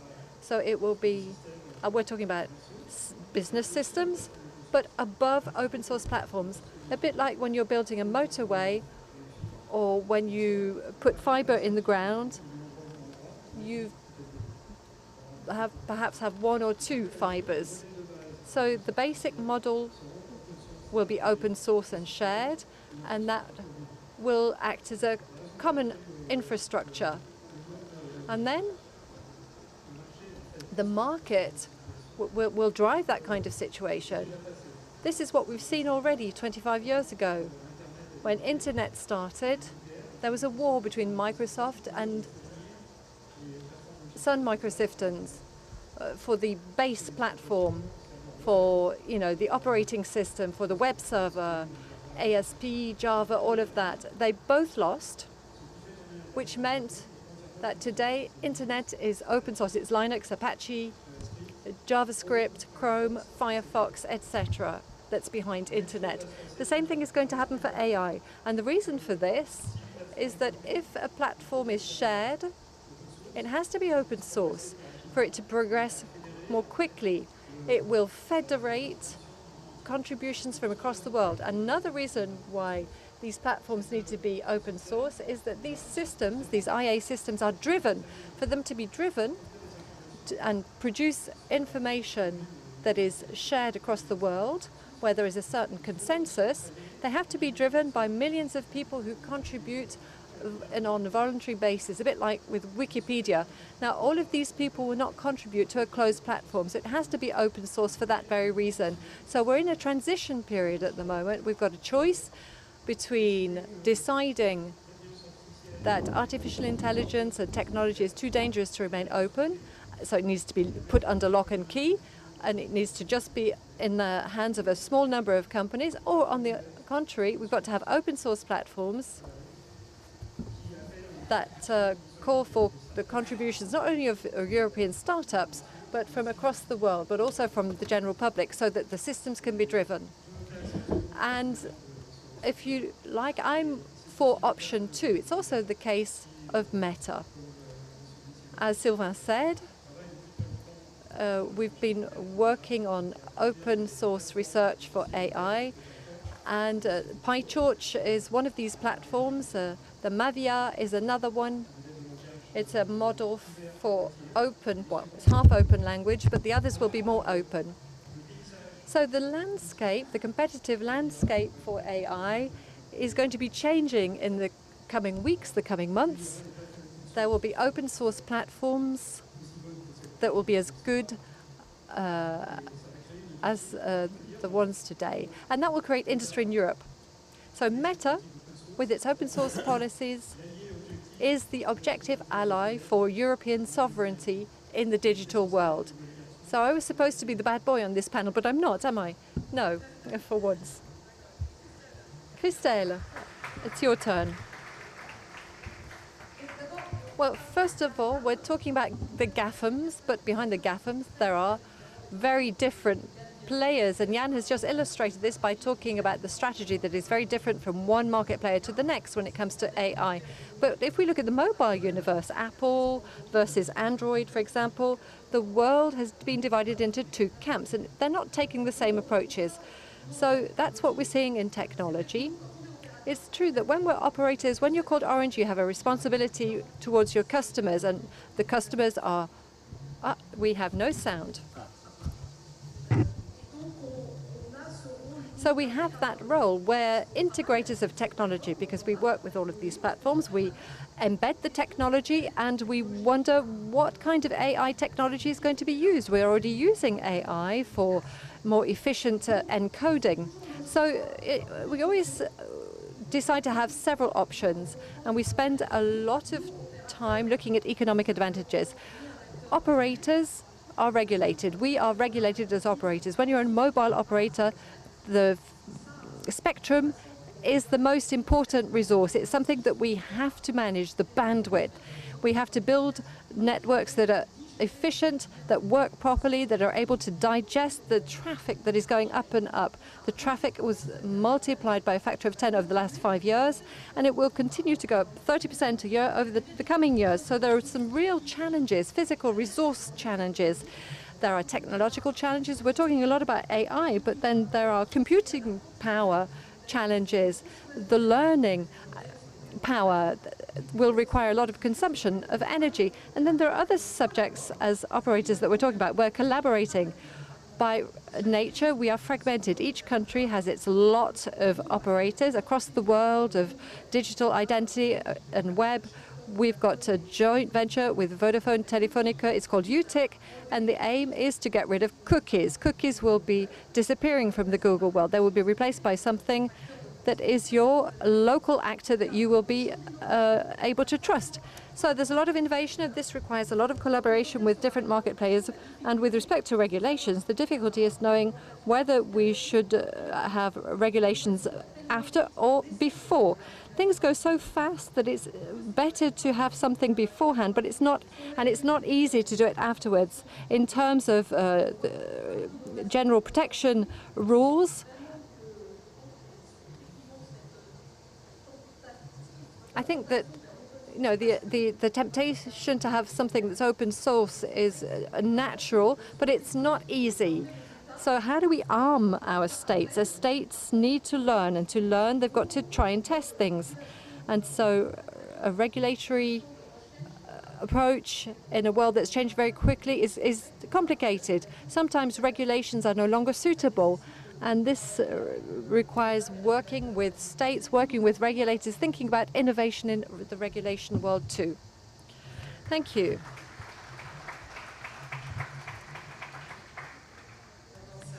So, Lan, over to you. Thank you very much for inviting me to this wonderful symposium. Let me make three quick points. I think the first one is that unlike many of the other countries in the West, I think France, Germany, US, and so on, you have been in the tech lead for many years, and I think that's not the case. China has been a follower and a learner for many years. So I think when it comes to AI, I think China is indeed, I think, it's sort of somewhere not too distant from the US and sort of in the frontier. So the Chinese government is very ambivalent about what to do. On the one hand, Chinese government want to promote the development of AI and to use it and to promote efficiency and applications and so on. On the other hand, also China is also aware that indeed there's potential risks and harm might generate if there's no regulation. So that's how do you do that. I think in terms of regulation of this new technology, China is similar to other countries, so there's not a lot of experience in doing so. So China sees this regulation as a learning process of trying to balance the two, development and regulation. And so that's what China has been doing. The second point I'd like to mention is that we have to recognize the uncertainties inherently involved in the technology. So we've actually visited many companies, AI companies and so on. So they basically saying that when there's a new application, and they are also trying to see what's the potential benefits and what are the potential risks. I think the government agencies in the same situation. So in a way, we call this a kind of a mutually ignorance situation we are in. Both the companies and the government agencies, they're both ignorant of some potential risks that's involved. So that really requires a new type of regulation, because in the past, the government is like a cat, the companies are like mouse, and the two are playing a game. But here, you can't play that game anymore. The two really have to communicate, have to work together to identify what are the potential risks and how to mitigate and how to minimize that. So I think that's sort of a new kind of a regulation that we need to get into. But the third point I think is important is that no matter what process you adopt, I think when public safety, when public interest is involved, the government should never be hesitant in using whatever the tools you have to stop the potential risks and the harms, and which actually is what China did in the year 2020 with Alibaba, when the government felt that there were some significant issues being involved, and then there was a very heavy-handed regulation on the big companies. So that's my 3 points. Let me stop here. Thank you. Thank you. Philippe, c'est à toi. Philippe, it's your turn. Hello. So my name is Philippe CORROT. I'm CEO of Mirakl and co-founder of Mirakl. Let me give you a context. Our job at Mirakl is to help our customers to set up and implement a platform-based business model, a platform or a marketplace. So it's this business model that has made the Amazon successful and given it strength. That's how Amazon has become the leader in the retail industry. So we provide our customers with weapons, if you like, so that they can fight equally against the GAFAMs. Let me just shed some light on things, and a different kind of light. We've talked a lot about regulations and competition and open source systems. But when we talk about the GAFAMs, apart from Microsoft, we're talking about companies that have seen considerable growth over the past 20 years. So we can ask ourselves, what about these legacy actors, these legacy players? What have they done to finance innovation in their own companies, or even when it comes to investing in other companies? Earlier on, you said that Microsoft is investing 10 billion in open AI. Before doing that, they'd invested 100 million. What company today, belonging to the CAC 40, is going to be able to put 100 million into an innovation project? And I'm talking about technological innovation without knowing the business model ahead of time. You know, we still don't know the business model for artificial intelligence, as you've said. I think it's also a question that we have to ask. What is our ability as a European company to finance innovation, just like China is doing and the United States? And, you know, rather than just talking about regulation, because these digital giants, they weren't born in a specific place. They were startups to begin with, like us. And as startups, the difficulty I have convincing certain prospective customers of the suitability of developing a platform business model in order to compete with Amazon. I know what that difficulty is like. I've met customers and some of those customers disappeared. They haven't been able to adapt. This was 10 years ago. So it's the ability of companies to adapt, to change, so that other competitors that are huge can emerge and eat them up in their legacy fields. We've talked about open source models, the open source models of Meta. I don't know what's going to happen there, but artificial intelligence will be based on open source models. Today, I think that AIs are strategic national or European challenges. Today, we're not dealing with that. We're dealing with it at European level with regulations.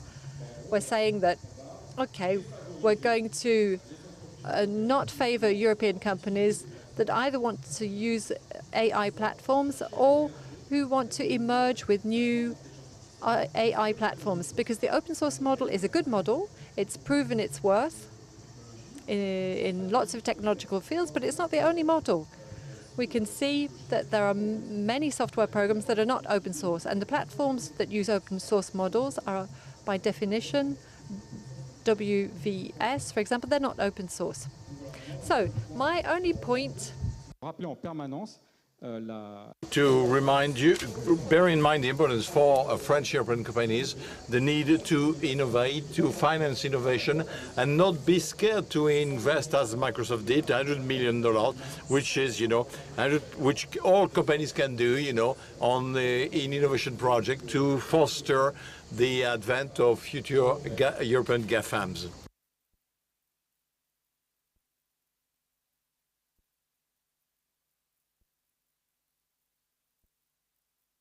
Thank you. So let's kick off the discussion about this notion of artificial intelligence, AI, which is, let's start with a question to Yann. Do you think the advent of quick technologies, I mean, is it going to make the regulatory framework, which exists today in Europe and the US, will it make it obsolete? Do we need to find new ways of working? Well, in a certain way, yes. In another way, no. There will be improvements in technology and progress. There are two types of regulation. One which has to do with the product put on the market, and of course, we need authorization to commercialize and regulations for automatic driving, autonomous cars, medical diagnostic support. So they exist. We just need to adapt the existing regulation to get the authorization, marketing, you know, to test the reliability of this. And then another question, the regulation of research, development, and which are upstream. And any regulation, of course, will be counterproductive or obsolete very rapidly. So because technology evolves very rapidly. So either the regulation will regulate nothing, or will regulate too much, or will regulate the wrong things, and will be useless. So I do believe that the principle of precautions would consist in minimizing regulation. So if I'm back to the notion of the world upside down, when we talk to the US government is strongly, significantly influenced by some of the companies who would like AI to be sort of black boxed. But when you talk to the French government, on the contrary, the French government would like to an open source approach, which would be a chance for Europe to remain in the race, and they're against the regulation. So it's kind of a, Europe is against regulation. Well, European government, but European governments are against regulations and in favor of business, and the American government, in fact, is trying to see how to regulate that. Christel, do you have a view on that? Is regulation a tipping point because of AI? I don't know if it is about AI, but I'd like to come back to what's just been said about the CAC 40 companies. I'm one. At Orange, we invest more than 7 billion per year in telecom infrastructure and more than 8 billion a year in innovation. So next question is, where will we invest? So what we don't do enough maybe to have a focused challenges or bets on some focused topic. We can't do things alone. We can't go it alone. So it depends on the ecosystem. Bets on innovation, we do that. Some don't work. If you want to innovate, you have to accept to fail once in a while. So we do a lot of bets, but sometimes it's not the good one. But then it's our ability, where some of our competitors are no longer in the public or in stock because there are massive investment problems. In Europe, there is a problem with regulation about the utilization of the network, because today, more than 55% of traffic in networks, why we do have to invest 7 billion per year, is consumed by 5 platforms, including TikTok. They're not all Americans. So should we keep putting this money for the few platforms, or should we more aware of the traffic we generate on the network, because maybe we should use that money for innovation, for different challenges. So regulation could help in some cases, and let me take the case of Netflix. And we all are happy to be Netflix partner, but initially when we distributed in France, they paid for the network because they had to pay for the network. But since we're a very fragmented market in the contracts today, we no longer invoice the transport because other operators don't do it. So this is where regulation, we back to the competitive market. This is what the Digital Market Act should allow or enable, and some companies will enter this Digital Market Act, which will aim at managing platforms which have such critical sizes that they could become impediment to innovation. So yes, we need innovation. For the AI, I would rather say that yes, we have to be cautious, but we cannot say that we need to learn. There are some challenges around the AI, but if we put regulation project we've seen at the European project, well, we know it will penalize innovation. That's certain.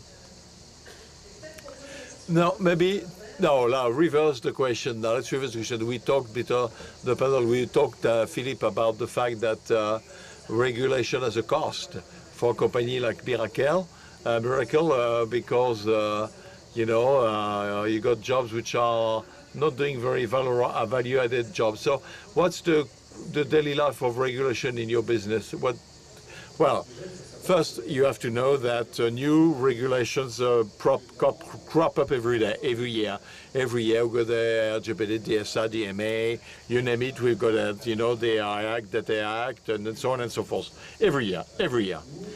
We, today, at Mirakl, we got between 15 and 25% of our R&D mobilized on topics of compliance and not on topics of innovation, which means basically a quarter of our technical teams, of our developers, will develop topics which are not interesting, which are associated with regulation, highly complex, often even when we ask questions, precise question when we ask our people who created those regulations, as we did in the European Commission a couple of weeks ago.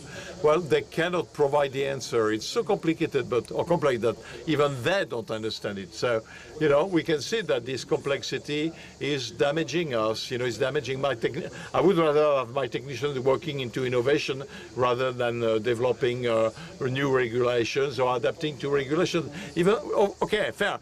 Regulation is important. I know that. It's to innovate for any common business activity. It's essential to have a regulated environment. It's not anarchy, but what's good as well is those rules should apply to all. Today we can see that, to get back to the example of Netflix, that was the base of the neutrality of the net. The flaws are free, you know. So, but it's true, it's easier for large companies to adapt themselves to the regulation than it is easier for large ones than small ones. So, and the risk with that, with strong regulation, too strong a regulation, you kill the startups when they start. Well, maybe, yeah, regulation is needed. It is an issue.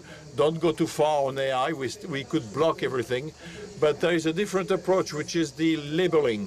You know, for example, the responsible utilization with AI. There are labels developed, one in France.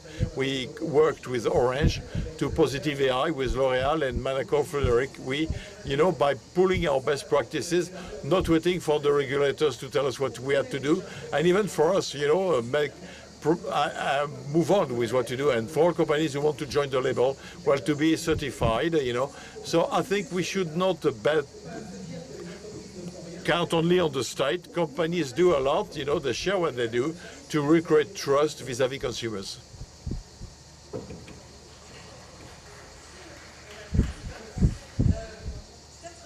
Maybe a question that's going to upset some of you. Well, on AI, do you think that we need new institutions on international framework on this issue that do not exist today? So maybe first, Lan first. Okay. Yeah, let me try. I think, first of all, I think that, as you know, we've already heard that, you know, we want to maintain both innovation and also we want to have the regulation to make sure that the innovation can, you know, move along a healthy path. I think to balance the two, I think the one thing that we need to think about, how do we change the way we regulate?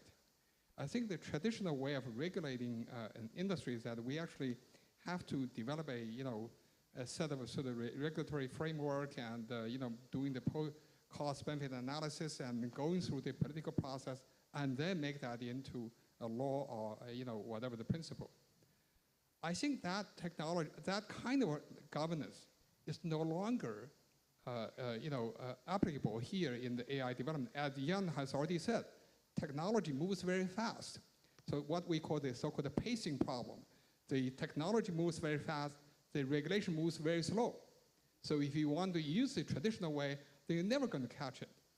And that's the kind of situation that, you know, Philip just talked about. You know, you spend 25% of the cost on the compliance because those regulations probably were developed 10 years ago. Couldn't really keep up with the technology. So what really needed, what I think, you know, we've been advocating is a so-called agile governance. That is, you know, the governance has to move fast. You don't have to go through the traditional approach. And so you try to have some light measures to nudge the company if they're moving in the wrong direction. And that's the kind of, you know, approach that the government should really try to learn. I think that's sort of one thing we you know, advocate. The second thing is also, I think the companies themselves also have to try to think about how to work together to develop the best practice, to develop some industrial standards so that actually when those can be applied, that's going to benefit everybody in the industry. So you don't have to necessarily have to have the government heavy-handed. You know, that certainly is very high cost, as in, you know, in China's case, Alibaba has certainly felt that. So I think that kind of leading companies should really play that leading role. And that's what I think we should try to promote. Quelqu'un d'autre? Who would like to respond to that? I think Philippe is quite speechless. Plus minus one, minus one, plus one. If we create a institution, you have to remove one. You know, I mean, no, I'm not an expert, but of course we say that there is every year we add things. We have merger corporations. We have means to interact with all the institutions. The reality is that in these domains in Europe, we want to be innovative. We create barrier at the entry. So there is a challenge to say that we have to be. We have to remain into something which is feasible for the business model and the entrepreneurs. No, let's not add, well, a new institution. I mean, it's complicated already between what happens at the European level and what happens at the national level. We can see contradictions in the way we will implement some regulations. So if we add another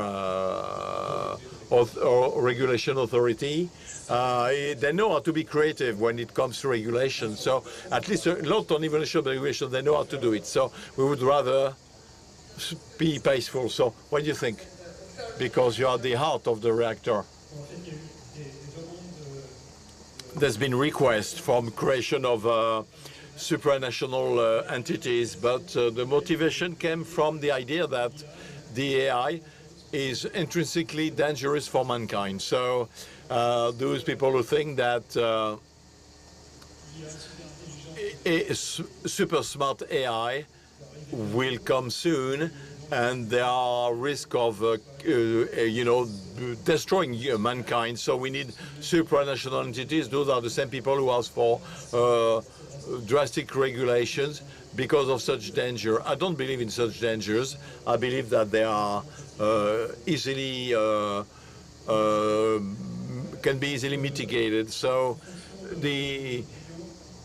as a function of the view we have, we could be for or against the regulation. So community in favor of such regulation, which believe in long-term danger for extinguishing of humankind because of AI, is very limited, vocal and powerful, and especially in the Silicon Valley, people who have a lot of money, and they create think tanks and entities to ponder that. They publish their views on all possible networks, social networks, but the huge majority of the business community and academic research do not believe in that. So we should not take such opinions as being the majority, the minority, even though they count among their advocates, some of my close friends and researchers. Do we have questions from the audience? And how do we deal with the questions? We have microphones.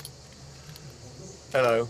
Hello, Zanza. I have a question concerning the weapons for Europe. You know, I mean, we see that regulation.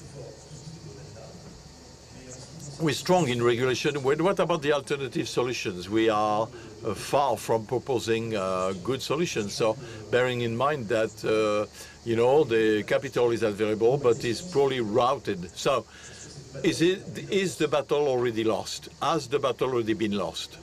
No. No, no. In Europe, we have one thing which is most difficult to construct from zero, is this talent.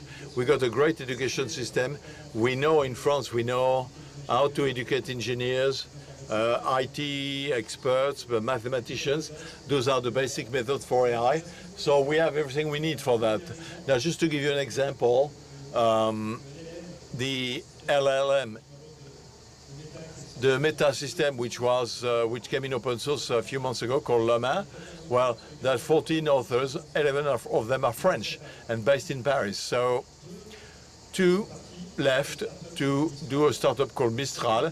They snapped their fingers and they got 100 million investment. So we got 100 million sometimes. So there are talents in France and Europe.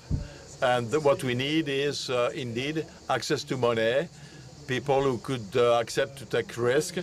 For the researcher, it is access to computing power, because the academic world is lagging behind the industry. The industry has huge means for computing. They spend, companies like Meta, Google, or Microsoft, they spend like you know, like a billion a year just for computation infrastructure for AI alone. There is no equivalent in Europe, and then we should be able to give this to the researchers who will not have means to raise money like that. So the French government is investing something like 500 million in this kind of action, but it's not enough. So maybe one thing, because there is the battle already lost. I would say, what battle? Because we talk a lot about real or supposed battle of people of the digital. The true battle for France, for Europe, for the jobs, for the economies, is that our major corporations should shift into the AI. We know if we want to be the leader on the market, and because of the importance of the technology, we have to be leader and be able to deploy the technology. It will irrigate all the SMEs ecosystem. All this battle, I think, is much more important than the battle of knowing where is the model or such question. And this battle, I think, we don't talk about it enough, and that's a true economic driver for our economies. It's true.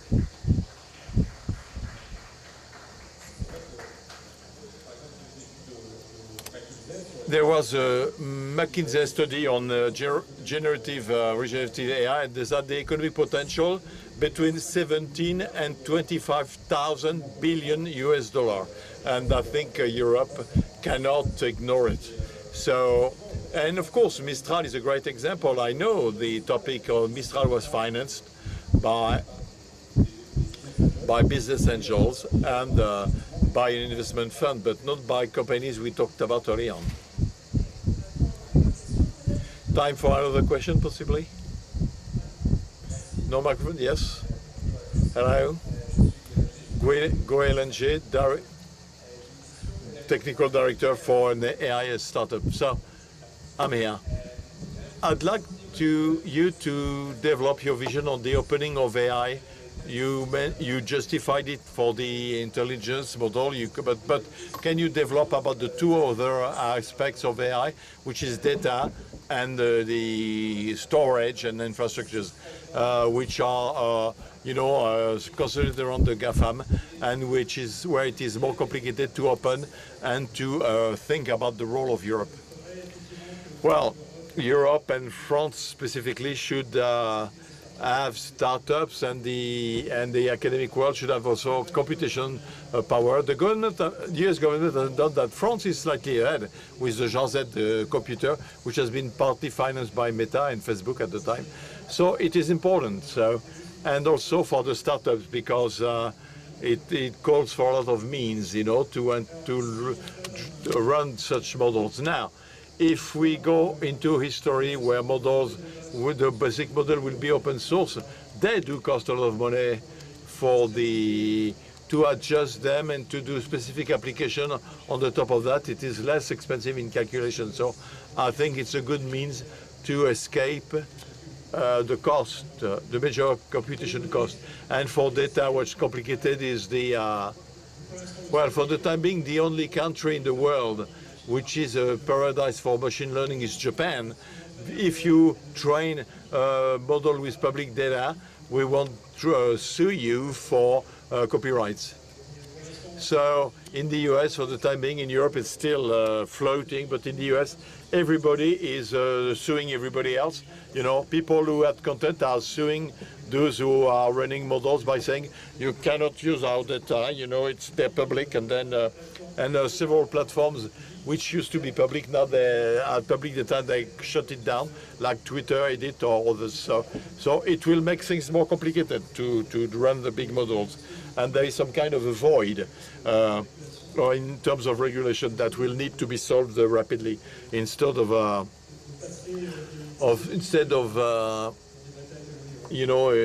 spending billions with lawyers. One last question here, but very quickly, please, very quickly. Thank you. Hello. My question is to you, Mr. Houquin. You have a very positive vision of the global impact of AI on mankind. Now, don't you think that you have a sort of a complacency bias because you live in a world where intelligence is filtered? No, what I do believe is that AI will amplify human intelligence. If we got AI assistant who are smarter than us, work for us, it's like having an assistant, in your staff, in business or in research. Our purpose is to employ people who are smarter than us, because you shouldn't feel threatened by working with artificial entities who would be smarter than us. AI will be an amplifier of intelligence, and that's obvious. It's the commodity that's missing most, intelligence. So now, of course, the type of power can you put to the service of people who are ill-minded, bad, but we can hope that there will be more people with good intentions and who also have access to AI, who have more means than people with bad intentions. What we forget often today, that there are people who use AI already in a simplified way to try to impact the elections, or disseminate fake news, to disseminate terrorist propaganda, or the hate speeches or pedophilic things. But the best protection against all that in social networks is AI. For example, the proportion of heinous speech, hate speech, removed by AI was about 25% 20 years ago. Last year it was 95%. It results from the recent improvement of AI and technologies used by ChatGPT and others. No microphone, no translation. The AI makes it possible to erase cultural barriers and enable people to speak in their own language. So there are people who do vocal recognition, voice recognition in more than 1,000 languages. So translation system that can translate 100 languages in any direction. But that will enable people to use their culture and their language without having to recourse to or to learn, the language of we use such system with Wikipedia to translate to automatically translate Wikipedia pages. So on the contrary, AI will provide integration. We have to stop. I hope the discussion was interesting for everybody. Thank you to all speakers. Bye-bye.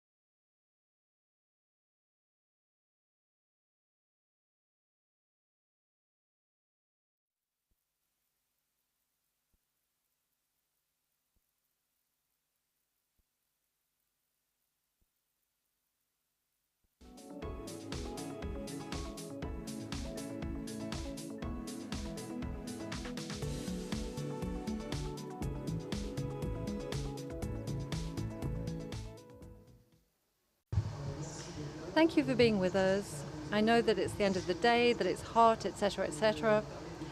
But talking about tourism in X it's the right place to be to talk about this theme. It's a current theme, tourism and the adapting planet. So before we start, let me just introduce to you the two participants. But let me give some figures first to illustrate the theme.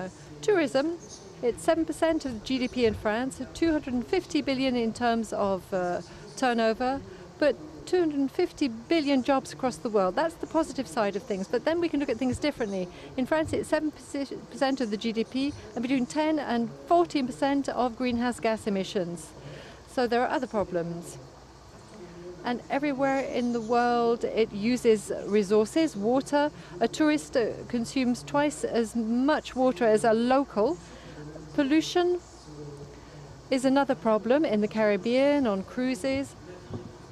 73,000 cruise ships exist. 3.5 kilos of waste a day against 0.8 kilos for a local. And habitats are being destroyed because of tourism. So there are lots of problems with tourism.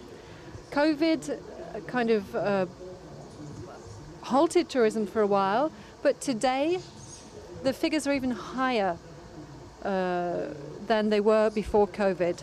So how is the planet going to adapt? Well, maybe it's up to tourism to adapt.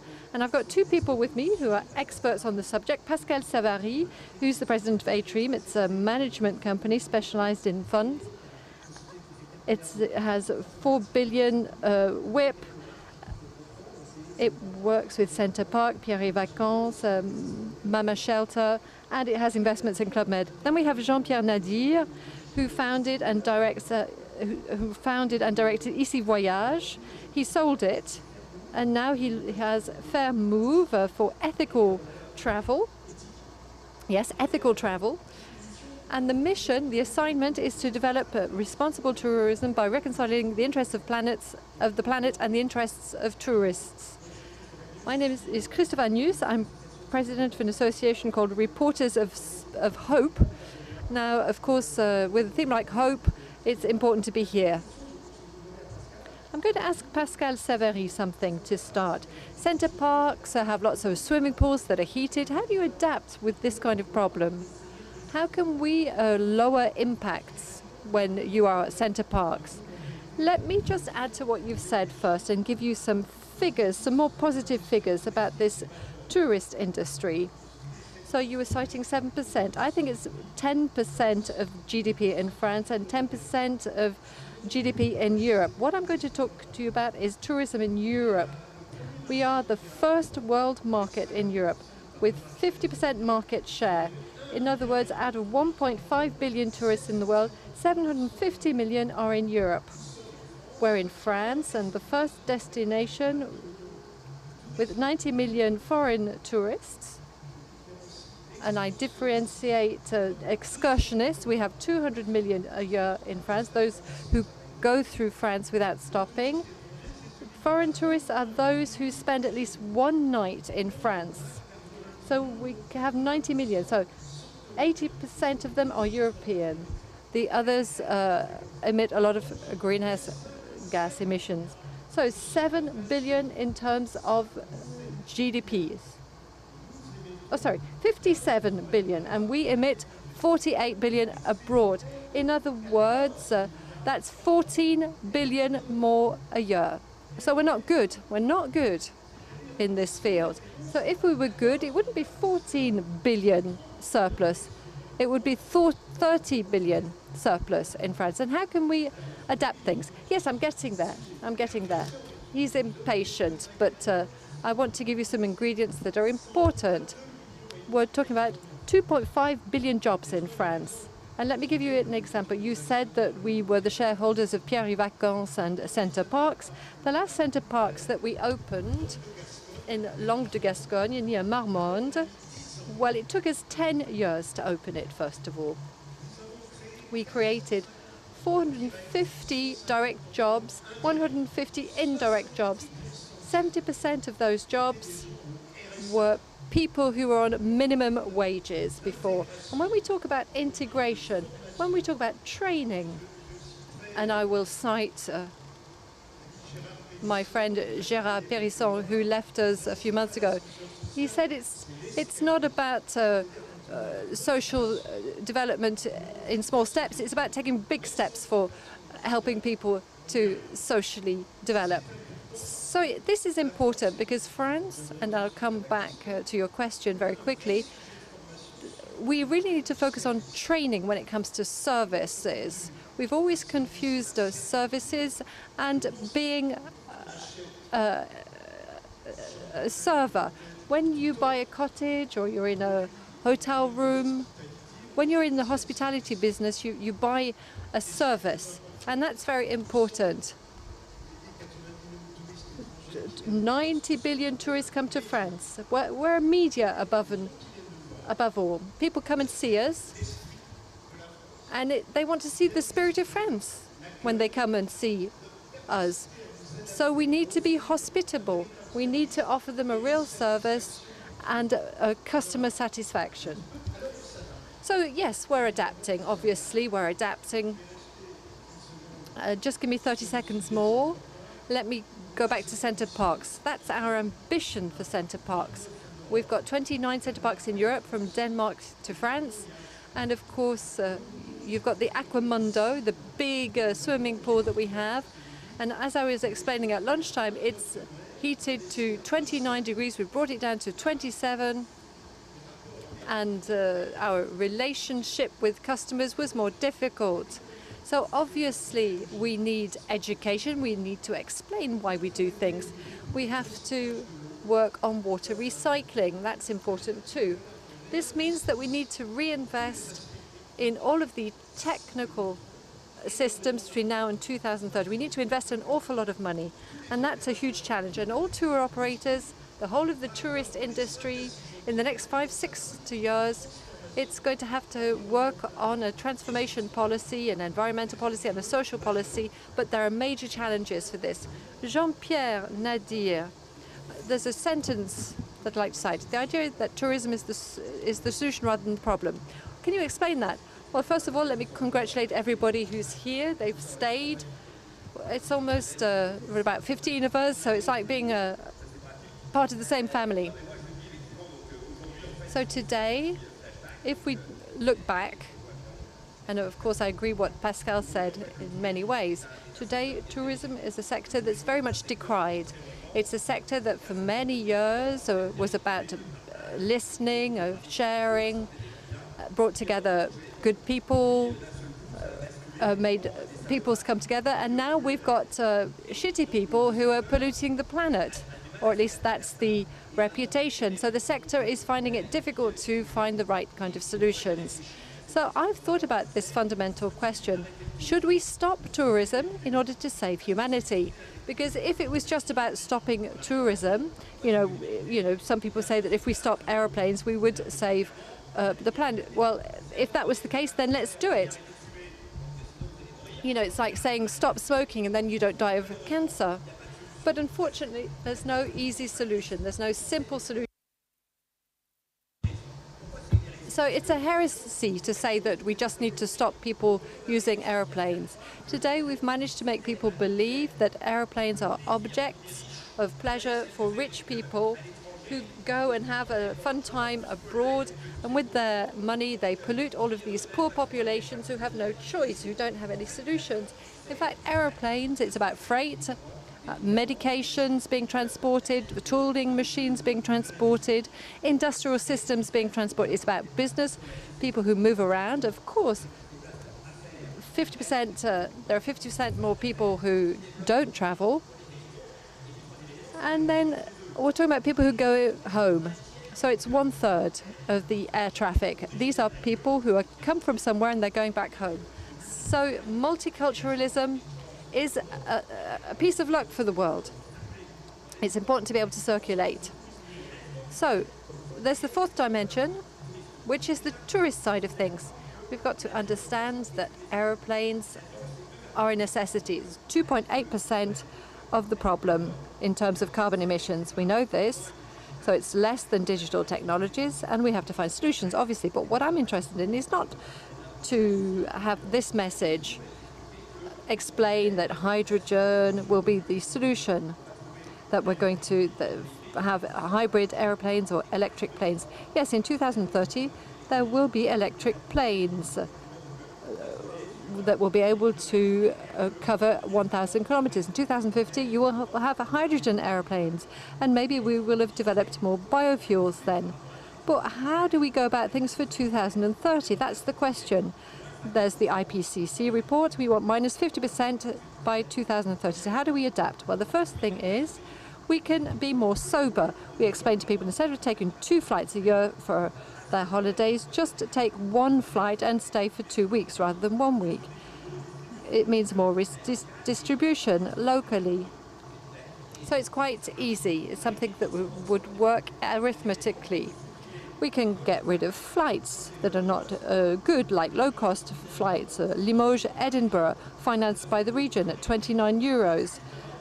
What's the point of that? It's just stupid. So it's 3 million euros given to Ryanair to operate the flight, but it's just about polluting. That's because nobody in Limoges wanted to go to Edinburgh. And nobody from Edinburgh wanted to go to Limoges. And when Gérard goes home and says to Martine, maybe we could go and do, what do you call it? In Scotland, there's a thing. And then she will say, why do it? Well, it's only cost 29 euros. So the idea that we can be sober is obvious. So of course we can get rid of flights without losing out on pleasure. There are some things that add no benefits. That's the first thing to act on. We can also prioritize direct flights. 15% less in terms of the carbon footprint. When we focus on a direct flight rather than other flights, then it means less takeoff, less landing, etc. So it's a fairly simple solution. Secondly, we need to have airlines with co-pilots who adjust powers. You know, sometimes you come from destinations and, you know, you've got the wind behind you, and that means that you've won an hour. In that case, the airline needs to adjust the power of the plane and use less fuel. We could also drop the weight by refueling differently rather than have the whole carbon footprint of all of the fuel being carried. We can focus on airlines that have new generation planes that consume 20% less fuels than previous airplanes. So when we talk about the airline sector, this means, you know, the aviation sector has become very diverse. It's like cholesterol. There is the good part of the sector and the bad part of the sector. So this means that responsible tourism starts with responsible tourists who have the right information and who can say, who can't say, I didn't know. They've got the right information, so they can take the right decisions and in full awareness. So if you don't give people the responsibility, then they don't do these things. Collectively, we can take the right decisions if we know what the right measures are. So as there are not many people in the room, you need to clap twice as loudly. So right decisions, we can imagine holidaying differently, no, Pascal? Develop means or proposals, holiday proposals that have a lower impact. Yes? Yes. Well, just to add to what's been said, he's talking about traveling, but you know, you have to land somewhere, you have to visit places. Now, what's important for us, I said this earlier on, we're going to have to invest massively in the 5 to 6 years ahead of us in infrastructures, in accommodation, and that's a major challenge. It's a major challenge in the months and years to come. Our customers, you, us, we want this. We're asking more and more questions about the circular economy, about work, phonic insulation, energy. All of those aspects are important. From the E from LG is something that we've talked about, and it's normal. We are first and foremost citizens, and we have to be responsible citizens. We all have to be responsible. And the market will regulate all of that one day. Let me just finish. I think it's important. S is important. I explained that 2.5 billion jobs were concerned. Integration, training, development of jobs, the notion of service and satisfaction for our customers. These are all essential points. For us, it's important, and here again, the impact in regions. I was citing Center Parcs earlier on. There's the regional bank that is taking over the Vitel legacy site. Yes, it's about focusing on regions, providing new destinations and being in line with all of these criteria. It's about creating jobs, it's about creating an economic dynamic for regions in France, and that's very important. It's not always the same regions. There are regions that deserve to be invested in and supported. So these are very important subjects, either in France or in Europe, where we need, and there was a workshop this morning about saving, earmarking savings, local savings in the tourist industry. This is important. It's transparent, it's about responsibility, it's about being responsible. Collectively, this is important. It means that we can be proud of what we do. We were talking about 90 million French tourists and 50 billion.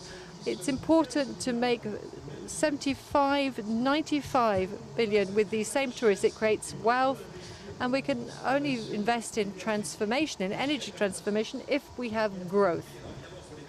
Yes, of course, you need accommodation. I started with transport because it's important. But why is tourism the solution? It's the solution because since yesterday, everybody's been saying we have to save the planet to save our children. We can't leave them a horrible, shitty world. But in fact, today, there are 3 billion people who already have a shitty life. They live with less than $2 a day. There are lots of children who don't know whether they'll be able to eat in the evening. We're talking about the end of the month and the end of the world. But, it's the end of the day. So we need to, some people worry about finding wood to make a fire, enough food. Can we get them on board in a CSR approach? They don't care anything about that. We're hearing about cleaning beaches, but their vision is a 24-hour vision. Why would they pick up waste? So we don't realize that we're not part of the collective world approach. So you've got Facebook, etc., all of these social media in Africa.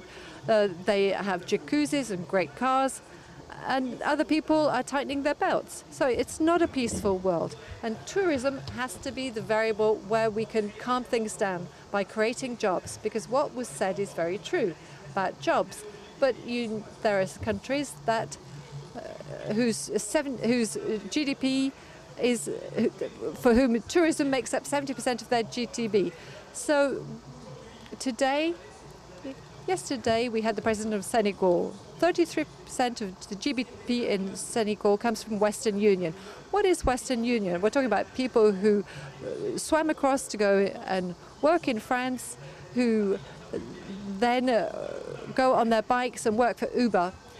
So that's the world that we live in. In my world, I make eco-responsible hotels in Senegal. I develop tourism in Senegal. I train people in Senegal. I create win-win ecosystems locally.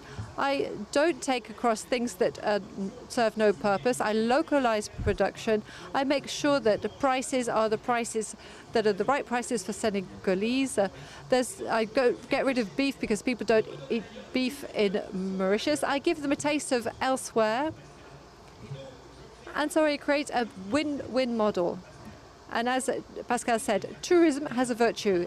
Any guy can get into tourism. If you have no diploma, you can start as a server and you can learn languages, and very quickly you will go up the ladder. This is often how chefs start. They start as commis chefs. They start at the bottom of the ladder, and that's what you can do in tourism. It offers jobs 40% of jobs in agriculture have disappeared over the last 30 years. In manufacturing, machines are replacing men. The Chinese are doing all of the jobs. What projects do we have for Africa? What are we going to get them to do? How can we recreate human dignity? My project is a project for all of humanity. It's about tourism as a means of calming the world down, tourism as a solution. Now,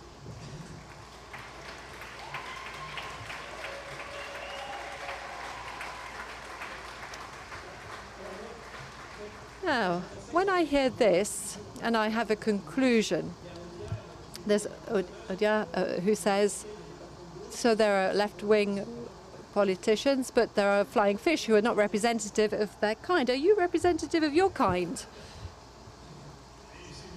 It's a lovely species, a lovely kind. I think what's important is, it's a bit like both of us, we express it differently. We've got to be really convinced about the worth of our industry. It's about respecting individuals. It's about being investors, and we're kind of atypical because we're also operators. We were talking about Pierre et Vacances and Center Parcs. We also support Accor and other brands like Club Med in Europe, exclusively in Europe. It's a major challenge, including for people who are in the margins of society. 70% of people recruited were on minimum wages. And we were talking about the opening of Center Parcs earlier on. And there was a young woman, about 40 or so, a single mother with 4 children, who saw that there were no savings, but she smiled again because she found a job and she rediscovered dignity. And I think that's what's important. I understand what you're saying with respect to African countries, developing countries. I also think that in our societies, we need to reintegrate a certain number of people who are motivated. Well, that's certainly what we want to do. That's what we strive to do. We want to create jobs, we train the people that we recruit, and we're lucky. We're lucky we have people who have top qualities and who they can be integrated as part of a supply, part of a major industry. We listened to the figures earlier on. They're essential for our economy. And one last point, the growth of tourism in France and in Europe is bigger than the growth of our country. That means that it's an industry, it's a driving force for France. Jean-Pierre, can you conclude? I thought that the young lady in front of me was smiling at me, but she's just telling me that we've only got 5 minutes left. So you're talking about left-wing, right-wing. I think it's not really a question of left-wing, right-wing. The question is giving people the means of developing, having a genuine ability, thanks to courage and humility. What about, does the rest of industry think like you? Yes, I think they all think like me. When you're in the travel industry, when you're in tourism, there's empathy. Traveling, it's what? It's going to see other people. There's a great sentence that says that what is a foreigner? A foreigner is a friend that we haven't met yet. Well, traveling, that's about going out to meet others, seeing how they live. It's about being impregnated with other models. Travel, it's about learning. And when you come back from a trip, you're more intelligent than when you left. And that's important. What does it mean? It means that traveling can play an educational role. We were talking about water. So we're beginning to set water quotas per room. And if you go beyond your quota, you pay a supplement. But it's to show people that water has a value. So when there are no oranges in the country, there's no orange juice, for example. 10 years ago, no orange juice in the morning meant that the management was sequestrated and taken hostage. So people complain. So new tourism, it's tourism. It's not about being a predator. It's about doing things for the benefits of everybody.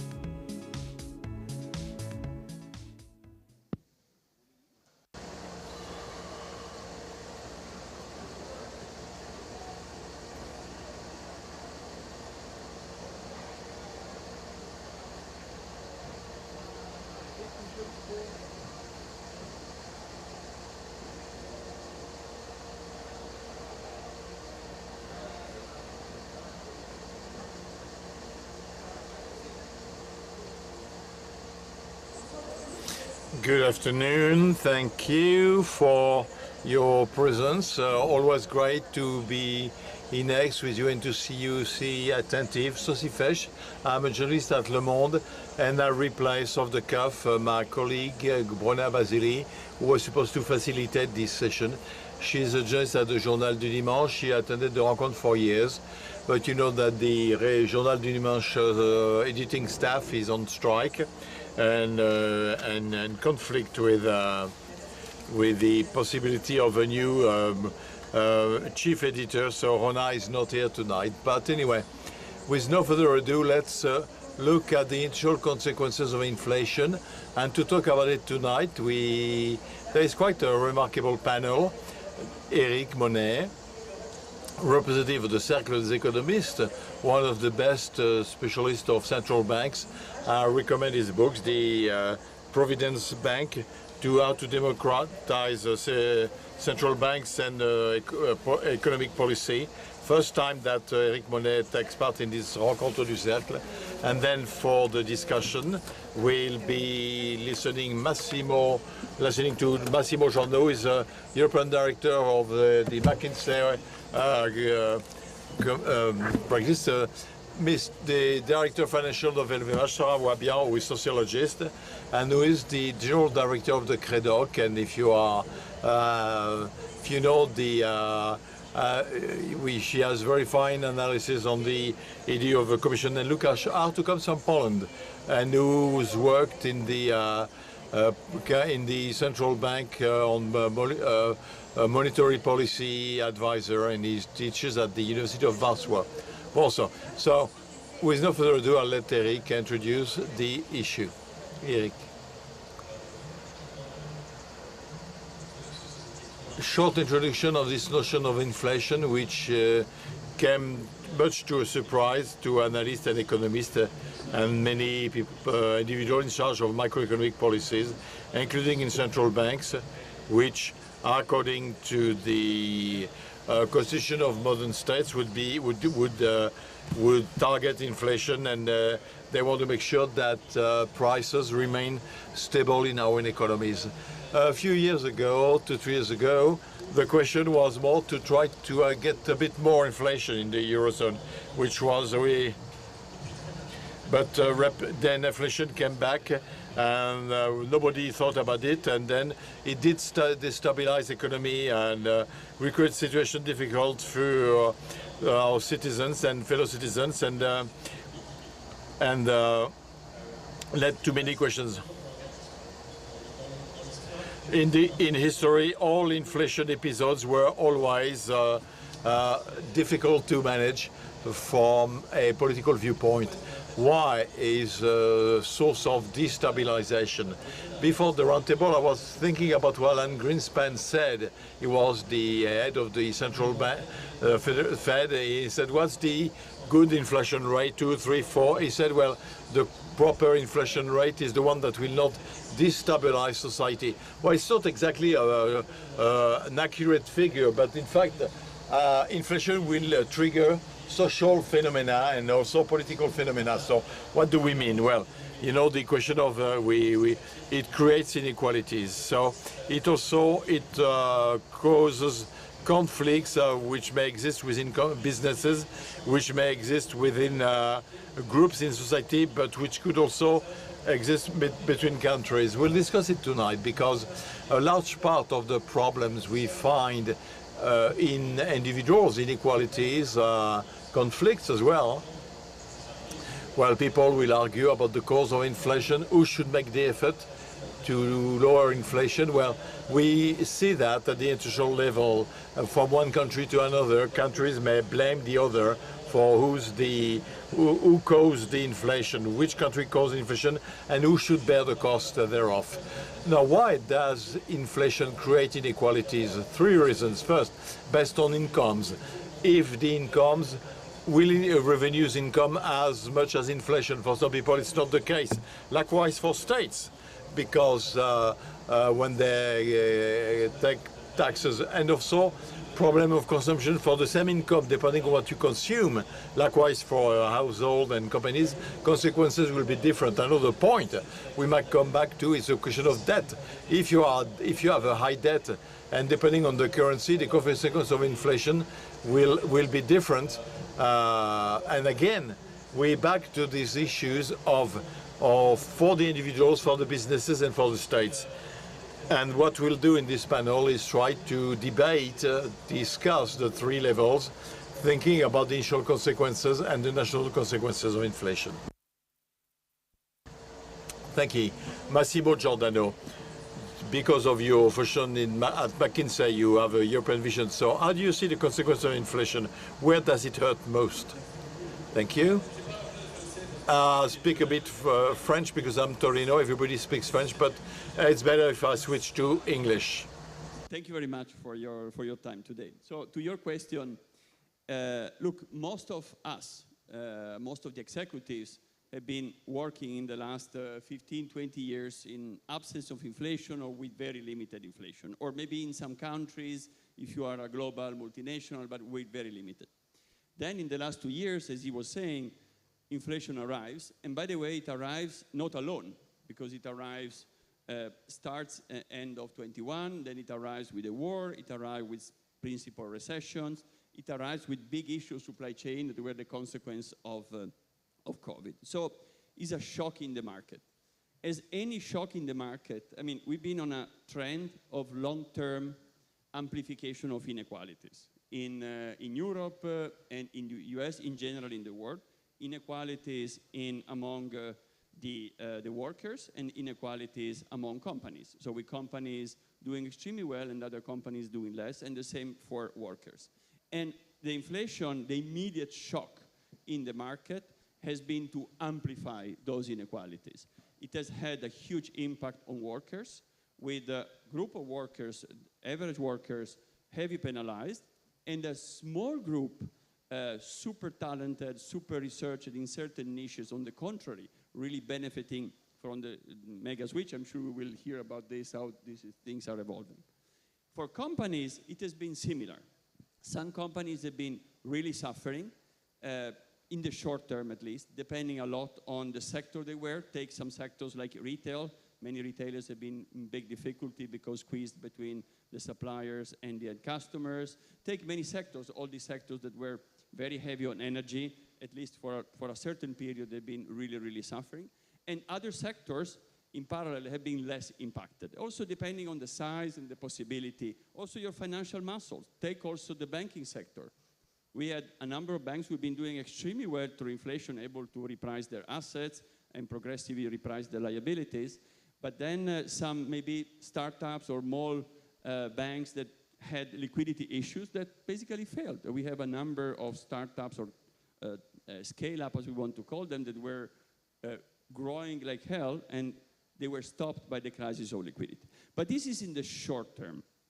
In the long term, our view is that at the end of the day, good companies, great companies can deal with inflation. It's a question of how they face the different components. Obviously, for some sectors will be more complex, for others will be less complex. But at the end of the day, we feel that inflation is something that can be dealt with. And if you ask me, and then I lead it to the next speaker, if I am an executive, am I more worried about sustained inflation in the future, or am I more worried by the tech revolution, by generative AI, by sustainability, by carbon zero? How do I face those challenges in my organization? So I think that inflation is something that in the short term is difficult to manage if you have a certain structure. In the long term, at least in our perspective, can be managed. Completely different is for workers and for individuals, where sustained inflation in the long term is a big issue and very difficult to be dealt with.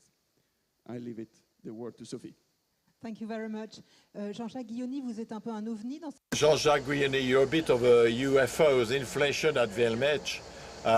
You got pricing power, the capacity to to not scare your clients with prices, which is quite unique. So have you felt this inflation one way or another? Oh yes, absolutely. We felt it, and I think there are specific characteristics in the luxury industry which explains what you've just said. Our customers are not representative of the general population, even though we should not fantasize too much about that. In luxury, we sell to people of the upper middle class rather than to very rich people. Sometimes there are poor conceptions. Second, in terms of prices, is that we are used to we are exporters, and being exporters, we are experiencing the fluctuation of currencies. When currencies are strong, it's good. When they're weak, we have to increase our prices locally to maintain margins. So we are used to managing prices. And the third element is that there is a cost-rated inflation like everybody else, but bear in mind that we are in industrial processes in terms of process and logistics, which are very simple. We are not assembling components coming from Taiwan, Eastern Europe, North Africa. We buy locally grapes or skins to do bags, and then we'll assemble them, cut them, assemble them locally. So we do have processes which are local and easier to control in that respect rather than some industrial complex aspects. Now, on those bases, inflation, cost-based inflation is easier to mitigate than most people. With our pricing power, which has many causes, I will best spare you a refresher course on luxury goods, but basically we're not impacted by inflation. Sandra va bien. You look at French society and the way French households resist more or less, you know, at different level from resist inflation at different levels. So, well, the situation of French households is not at all the same as that of businesses. So what we do observe is that first, a lot of constraint for a large part of the population with feelings of restriction, especially on food stuff. We have surveys with indicators, and we've had 5 indicators out of 10, and the French people said that, French households said that, you know, they restrict themselves on some food stuff. So it's a new thing. It could be a feeling or perceived, but there is a drop of consumption of 7.5%. Again, that's quite new in the history of consumption. So possibly a bit, you know, wastage mitigation, but you know, and less consumption, and there is also a request for aid from food banks, you know, energy, food stuff, you know. Essential dimensions. The second element is turn of uncertainty. Those mechanisms have been supported by the public authorities with various support and by companies because there's been increase in salaries, but the problem that households don't know how the companies will be, the prices will be kept or not, if the devices will be supported, will be targeted, and it challenges the form of model of society. What do I get with my work? What do I get with my salary? Enough to feed myself, have a house, to, of course, have access to some leisure. What's essential in life? We talked about that, you know, we thought the round table.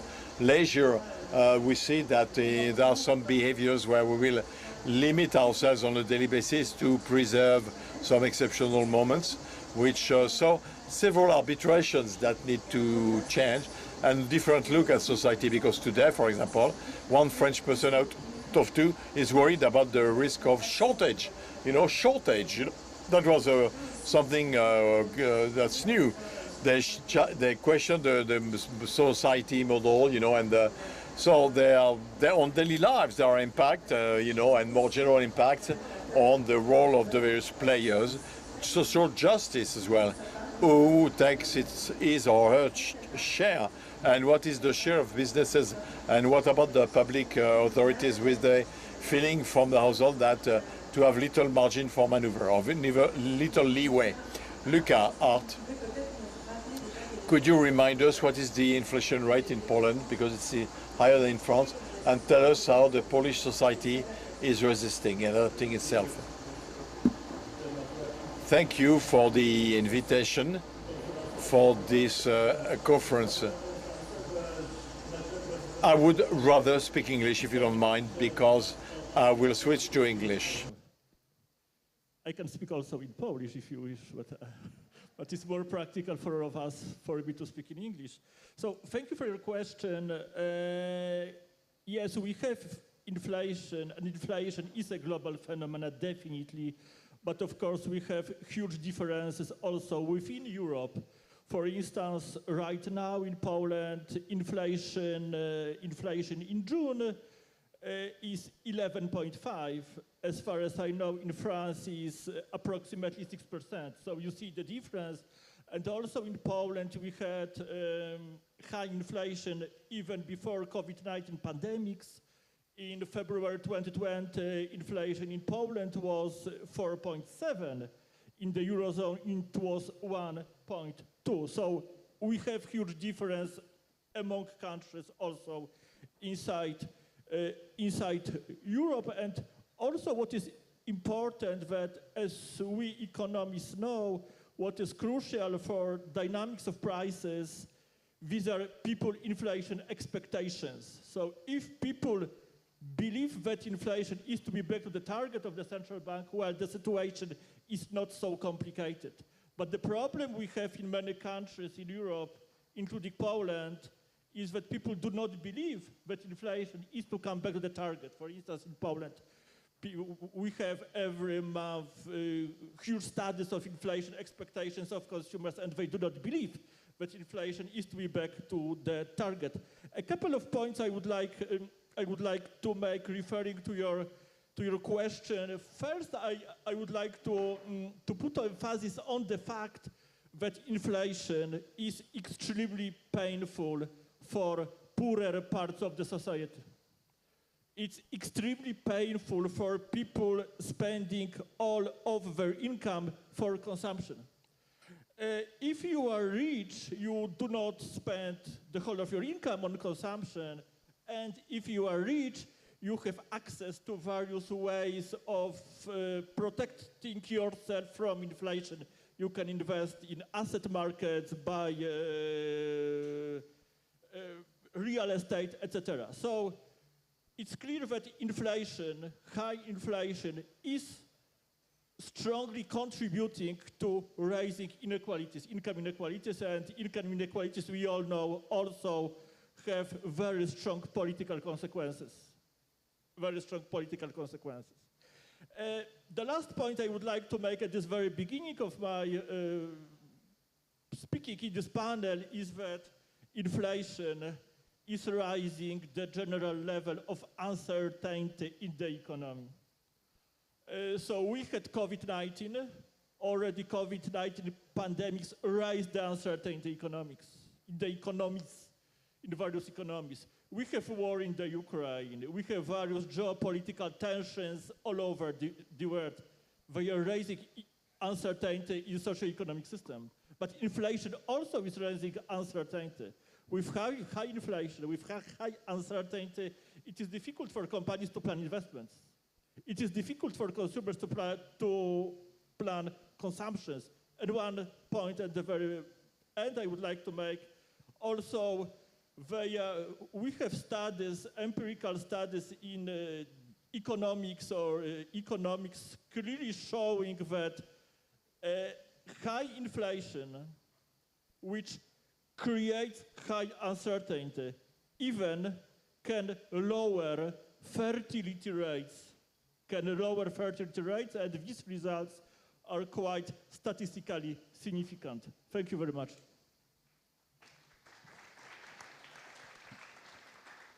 Merci.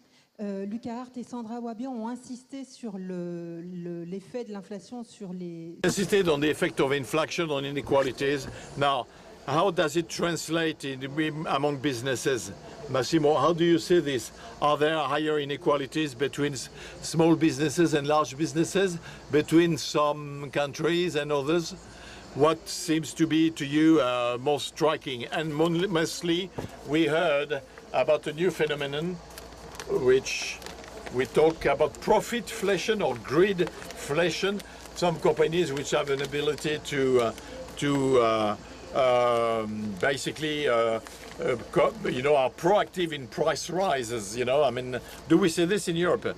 Well, thank you for that question. Say the massive impact of inflation is on individuals. This is especially poor people, people with lower income.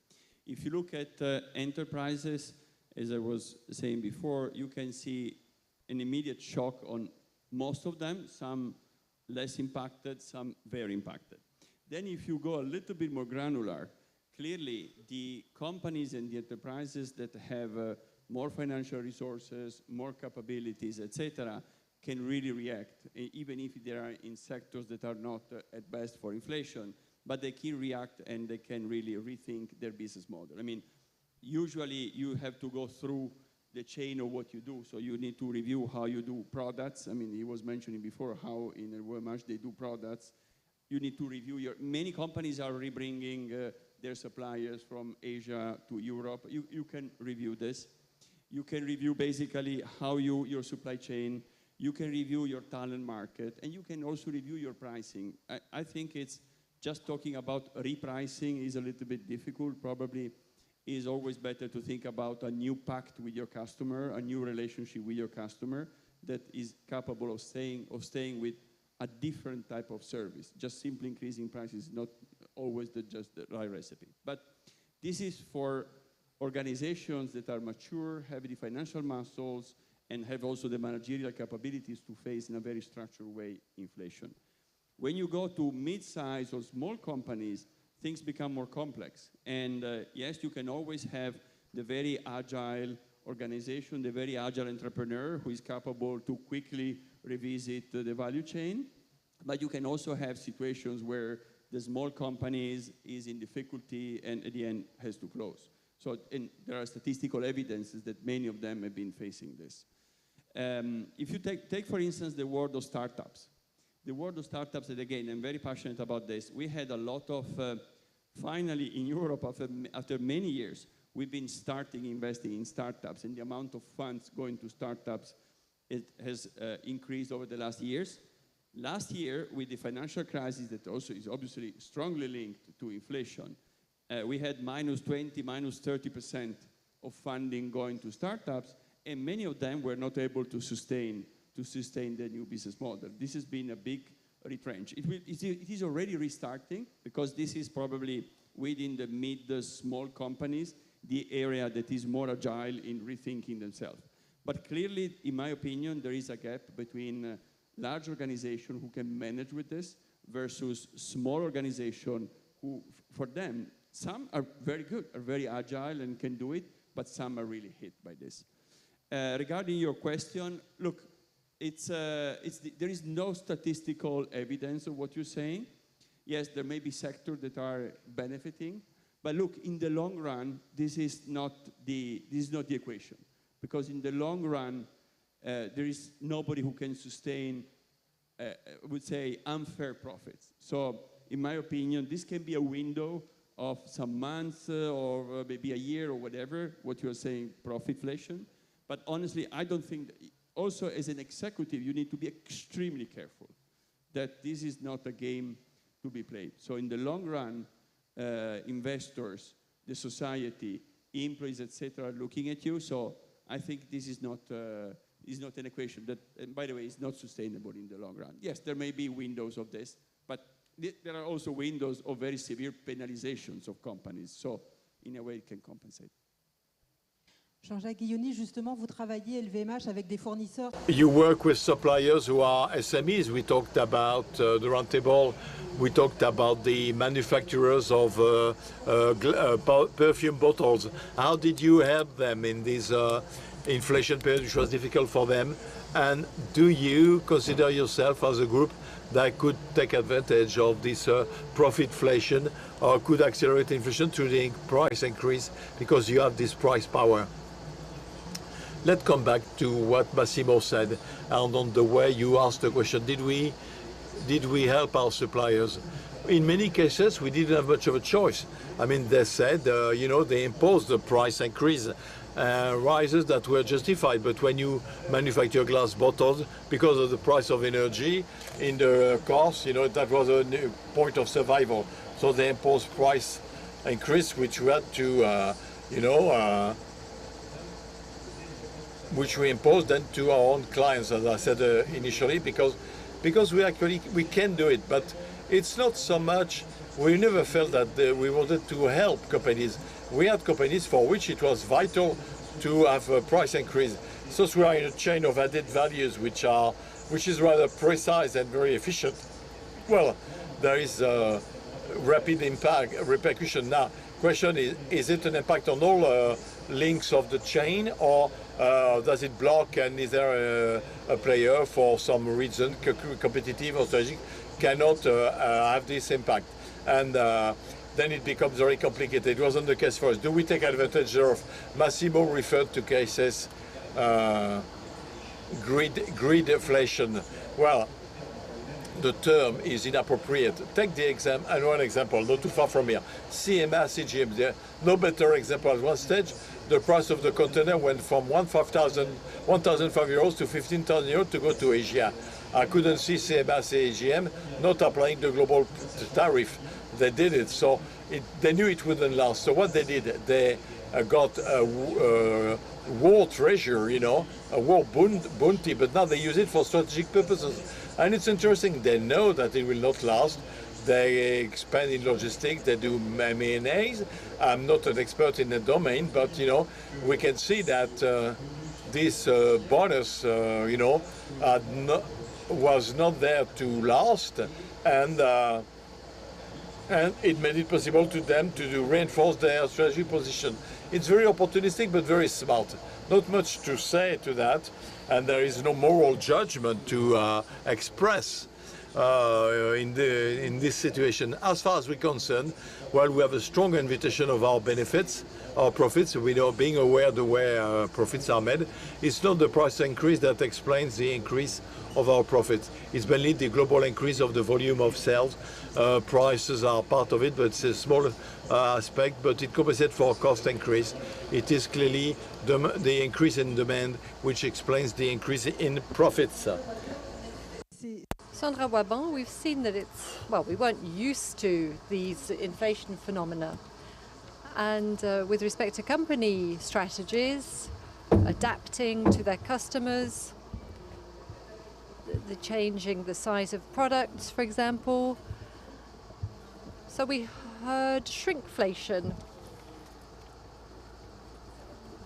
The idea of households being able to adapt to inflation, so smaller packages for households. Did you do anything like this? Well, this is a phenomenon that increased during the period, but it was already present, in fact. It's not very well known. If you look at organic products, they're more expensive, and the quantity is often smaller in the packets. So that's something that we have in France, but we can protect against that kind of thing, especially in the food sector. There's the price per kilo strategy. So we're talking about products that symbolically are associated with important periods. We've had price increases for sugar, eggs, flour products that it's very difficult to do without. We buy them on a regular basis. So that's kind of, you know, it leaves its mark on people, on their pockets. We're in a very peculiar kind of period. You know, we've just come out of COVID, which was linked, and then there's the pension reform in France. All of these things have built up, and then crises. So, you know, maybe it's just a series of crises. It's a perma-crisis phenomenon. So it means distancing from society. You know, their universe, people's universe, their leisure activities, everything that happens in the household. So you were talking about shrinkflation. This is something that can happen. because of distance in relation to consumption. So you have to review your choices. Sometimes you have the feeling that, you know, you're at the end of the chain and the joke's on you. Luca, perhaps a question, more of an economic question as an economist. The monetary policy, can it deal with inflation? And when you look at things in Poland and what's happening with your neighbor in Ukraine, do you have to have a considerable budget expenditure? It's a very specific period, isn't it? Trying to deal with this inflation. It's a terrible crisis. It's a major crisis in all fields. Everything is pushing prices up. Thank you for the question. Well, in the long run, inflation is bad for everyone. This is the point I would like to make. The second point, somebody mentioned greed inflation, but I would add that I'm quite skeptical about this very idea of greed inflation because, you know, even if we have greed inflation, let's assume that we have greed inflation, it is possible only if you have enough, let's say, aggregate demand in the economy. Without demand, you know, companies simply cannot raise prices so easily, okay? And central banks can influence, you know, the aggregate level of demand in our economies. But the point is that the situation is quite difficult because, you know, we have policy mix, so we have monetary policy and we have fiscal policy. So I think that strong cooperation between fiscal and monetary authorities is needed in the face of such high inflation. And what is also very interesting and important right now, that we do not have clear-cut border between monetary and fiscal policies. Why? Because as central banks we started, and we did it rightly, I think, we started buying government bonds. And by buying government bonds, we are influencing this fiscal space of governments. So this is also pose a fundamental question about the independence of the central banks. One point I would like to mention, of course, not everything, unfortunately, is under control of central banks. We can influence aggregate demand, but we have various factors influencing prices we are not controlling. For instance, you mentioned greed inflation. In Poland, we are talking about green inflation. For instance, you know that the costs of green transformation for Polish companies is extremely high.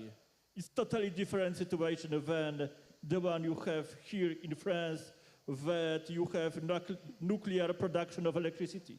We do not have. So our companies are paying for carbon dioxide allowances and you know about the skyrocketing prices of carbon dioxide allowances. And one last point I would like to add to this debate. We are talking right now about inflation in, I would say right now or in the short run perspective. But I would like to put emphasis on some factors making me a bit pessimistic about the ability of central bankers to have inflation at the target, let's say 2% in the long run. In the last decade, say 3 decades, till the beginning of the COVID-19 pandemics, inflation, global inflation was quite low. Why? Because we have two important factors. We have globalization, so we have cheap products from India, China entering global market, and we have demographics, so we have hundreds of millions young people from developing countries entering the global labor market. But it is changing. Look at China. The society is China, the aging of the society in China is so strong.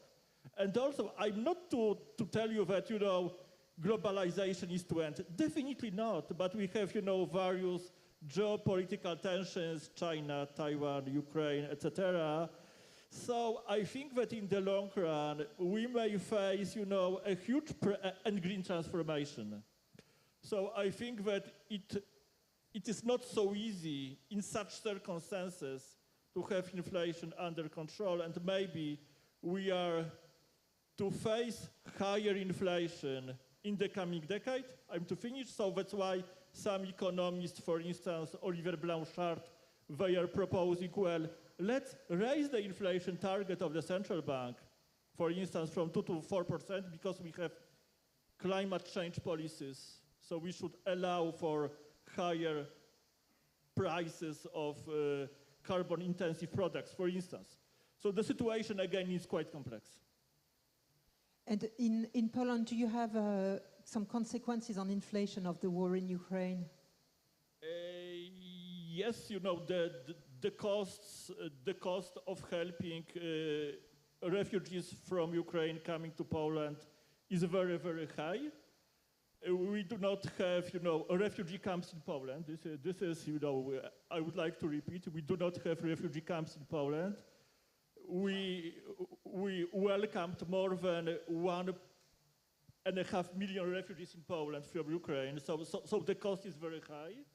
So the fiscal, so this is the fiscal policy. So again, the government, you know, has to spend more money also due to Ukrainians coming to Poland. And as you all know, our government, maybe not all, but our government, you know, decided to have 4% of GDP to be spent on military and army. So you know that the conflict in the Ukraine, you know, has strong consequences for the Polish economy, but fundamentals of the Polish economy are very strong. I'm constantly, for instance, I really constantly surprised how strong Polish zloty is vis-a-vis euro and dollar, having full-scale war next to our border. So the fundamentals of the Polish economy are strong, and we are in the European Union. So this is a strong anchor for our economic policies. Merci. Lucas, tu as parlé de l'effet de la... Okay, you talked about the effect of transformation, of decarbonisation on prices, greenflation, and perhaps a form of de-globalisation on prices. Who do the French make responsible for this inflation? And who are they angry about? Does this have political consequences? Yes, it's fairly peculiar in France. We always turn towards the state when there's a problem. So who should fight against inflation? The French say it's the state. The state has to do something about inflation, bring it down, which is not a picture shared everywhere. There's also a bigger impact in France, in spite of the fairly low inflation rate, in terms of morale, the morale of the population. So we're always very pessimistic, and it's added to that pessimism. And then there's, you know, the time it takes for actions to be implemented. There's a focus on day-to-day activities. So the state has set up checks, one-off measures. And the difficulty of all of these provisions is that at the same time it's creating a feeling of injustice. People have the feeling they don't have access to things that, you know, below the thresholds, or they don't know how to obtain checks, for example, that are being dished out. So what we're earning in agility, we're losing in social cohesion. So it's a mechanism that we've had in France for 30 years. Some social services and help is going down, but we're focusing on lower income people because we think that that's where it should be focused. In France, we've got a social protection system, a social welfare system that's very good. It limits poverty, but at the same time, we're creating competition between people who are unhappy, between the lower classes and the middle classes who always feel as though they're losing out. So, you know, how do we provide aid through public policies with inflation, with COVID and other situations? Who decides on the help that is to be dished out, and who is going to benefit from it? How long is it going to last, this help? And what is, you know, how can we see justice and democracy in all of this? So the French, they want things to move swiftly, they want things to be efficient, they want us to act, and at the same time, they need to feel safe. they need to see that things are stable. So there are a lot of expectations with respect to the public powers, when in fact, you know, one might expect companies to do something, but there's the feeling that companies are not doing anything. Jean-Jacques Guillaume was saying, talking about the freight prices, so transport prices that are going down. What's going to happen now, do you think? You know, the tightening of the monetary belt, is it producing effects? What about the growth that we're seeing? Does it depend on the month? What about what we're seeing on the labor market in the States? We're not seeing that much of a slowdown, but are we seeing prices increase other than transport? Are we going to go down a notch in inflation, or are we not going to go down in inflation? The example of freight is good. We could take the example of energy, the price of gas. These have changed not because of governmental action, because they were too high to begin with. There was a bottleneck. So they didn't stay at the height that they were at. So in terms of the monetary policy, and this is the question that you asked Luca, this has the power to put the brakes on inflation. Eric cited Ginspan. I'm going to cite Volcker, the predecessor, saying that inflation is like toothpaste. It's easy to get it out of the tube, but it's difficult to get it back in. And that's what we're talking about. Monetary policy, can it fight off inflation? Well, we don't know. Even if the central banks are ready to go as far as is necessary, Volcker increased its rates by 18% in the United States. Are they ready to go further? Are they ready to go there today? Keeping in mind that all states have a lot of debt, they're indebted up to their necks, and I don't think any state would be able to manage the world debt and how it unsettles everything. So there's a kind of a pyramidal effect. Then you can look at consumers' behavior. But the basic question underlying all of that is, how far are these central banks going to go? I think that today, nobody knows.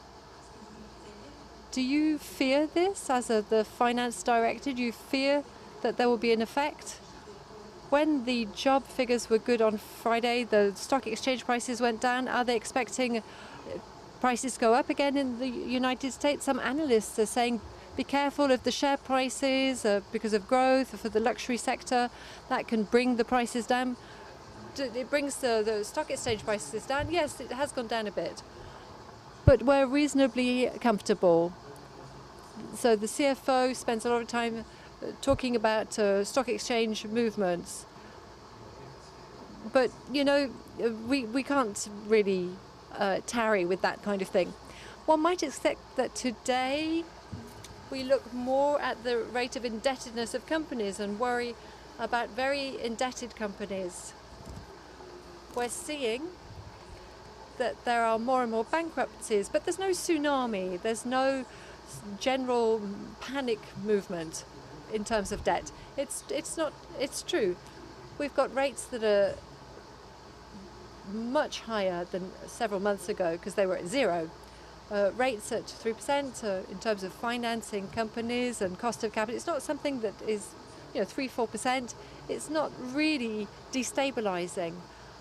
The cost of capital is still fairly low. Share prices are fairly high. There are benefits. The profit is quite low. So there's no real destabilization effect. Now, the question of excessive indebtedness, this always happens in the same way. There's a problem somewhere.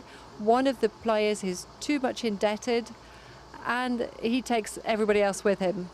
So there's the case of Casino, but not everybody was taken with Casino. I'm not familiar with the Casino situation, but it's a very specific case. We're not talking about bankruptcy. Who's going to take over? Thank goodness. Who's going to take over Casino, the supermarket chain? It's something that's interesting for lots of people.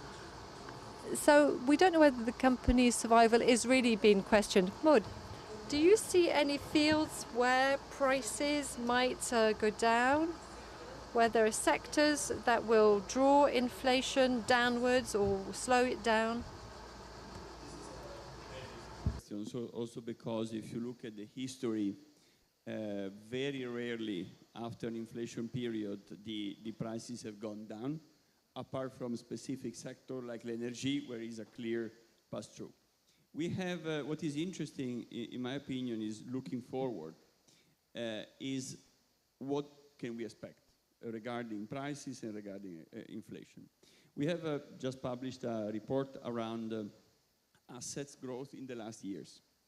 And what you can see is that in the last 20 years, assets in the world have grown much, much more than GDP, much more, and leveraged, because basically for each dollar of asset, $1.9 of debt.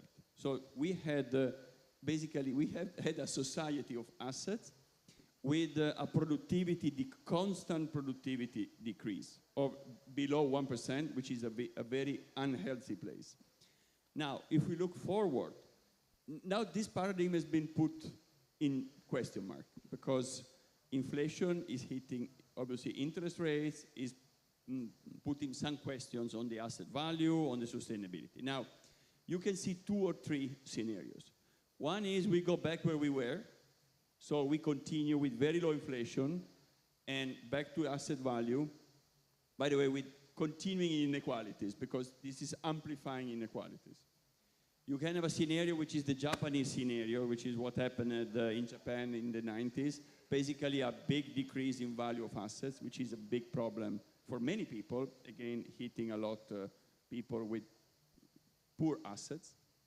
And finally, there is a scenario which is, look, maybe what happens is a heavy investment into productivity, which is the scenario we hope it will happen, and invest a scenario where maybe a little bit of inflation will remain, because if you invest, there is some inflation, obviously not at these levels because this is dangerous, but with a scenario where we recover productivity and GDP growth more than assets, which is very healthy, because basically it creates jobs, it creates traction, it creates small caps, it creates mid-corporates, it creates a number of virtuous things.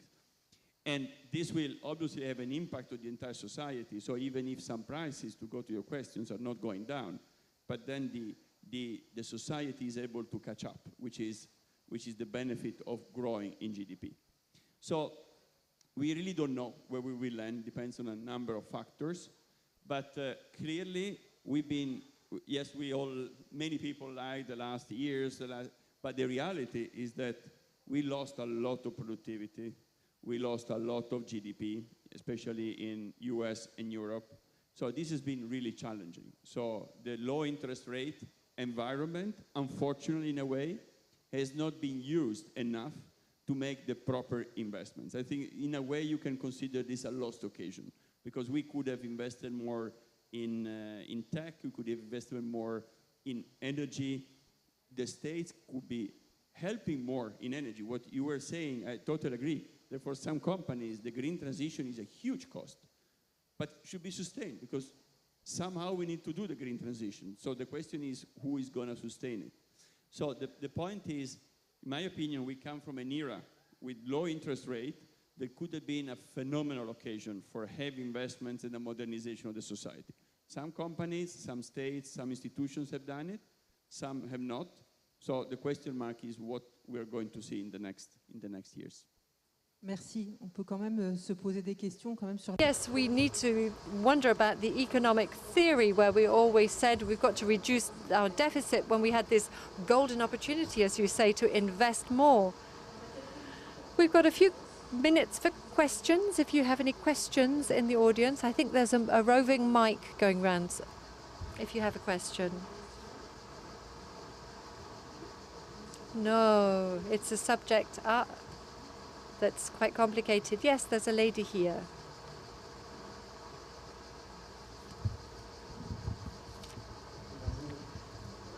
Yes, I have a question for the economist. Many economists are saying today that monetarism is dead, and that the monetary mass is not linked with the inflation phenomena that we're seeing. Is it a new truth, or is it still the subject of debate? So there are two economists here. So let me try and say something about that. So it's a very good question. 2 years ago, we said that monetarism had got it all wrong because the central banks saved the economies in 2008. And to do this, they increased their monetary basis. They bought bonds, and that increased the currency, and there was no inflation. And for 2 years now, the question has been raised again, because we're seeing a correlation reappear between the monetary mass, which is the fetish of monetarism, and inflation. So let me try and do this quickly. Why is it not a return to monetarism? Why is it not a validation? Well, because of two things. The first is that the monetary mass has increased very strongly. During COVID, there was an accumulation. People kept their cash. The savings accounts were all full. So this wasn't directly linked to the policies of central banks. We saw, above all, that inflation continued when people were using their savings. And then the link between the money created by the central bank and the money that's circulating in the economy, that theory is not a valid theory. Luca? The time of, big fears of the past has ended. Not only monetarist, but also Keynesian, I think, thinking.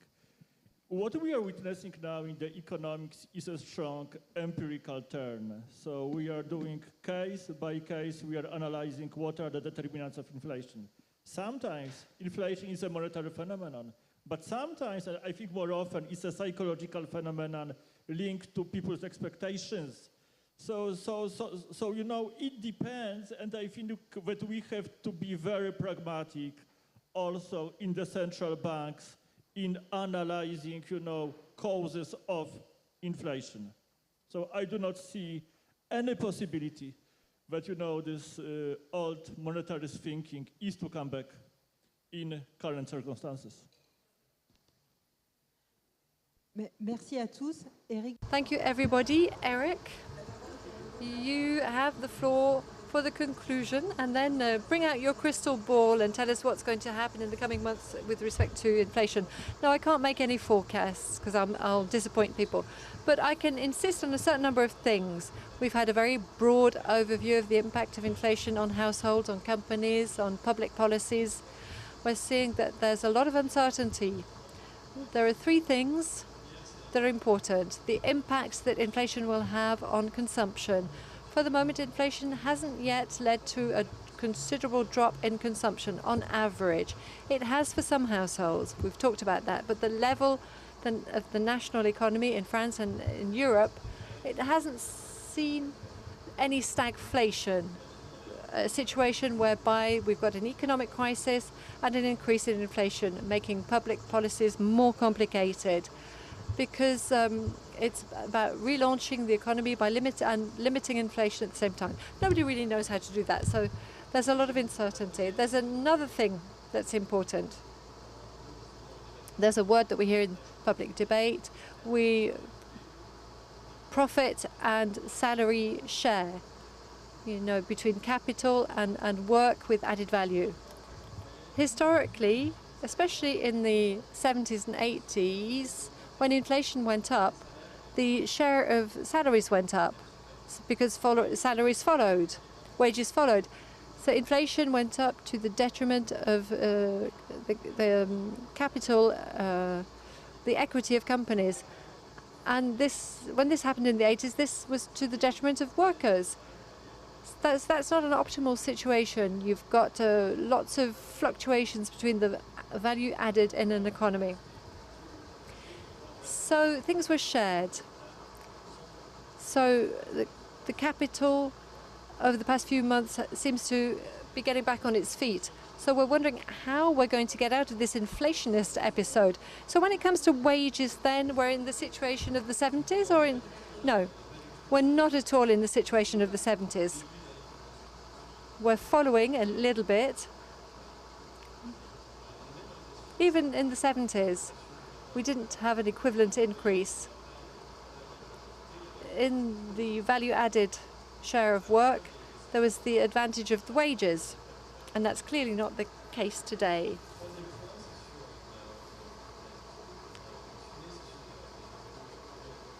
So there are environmental challenges that are very important as well.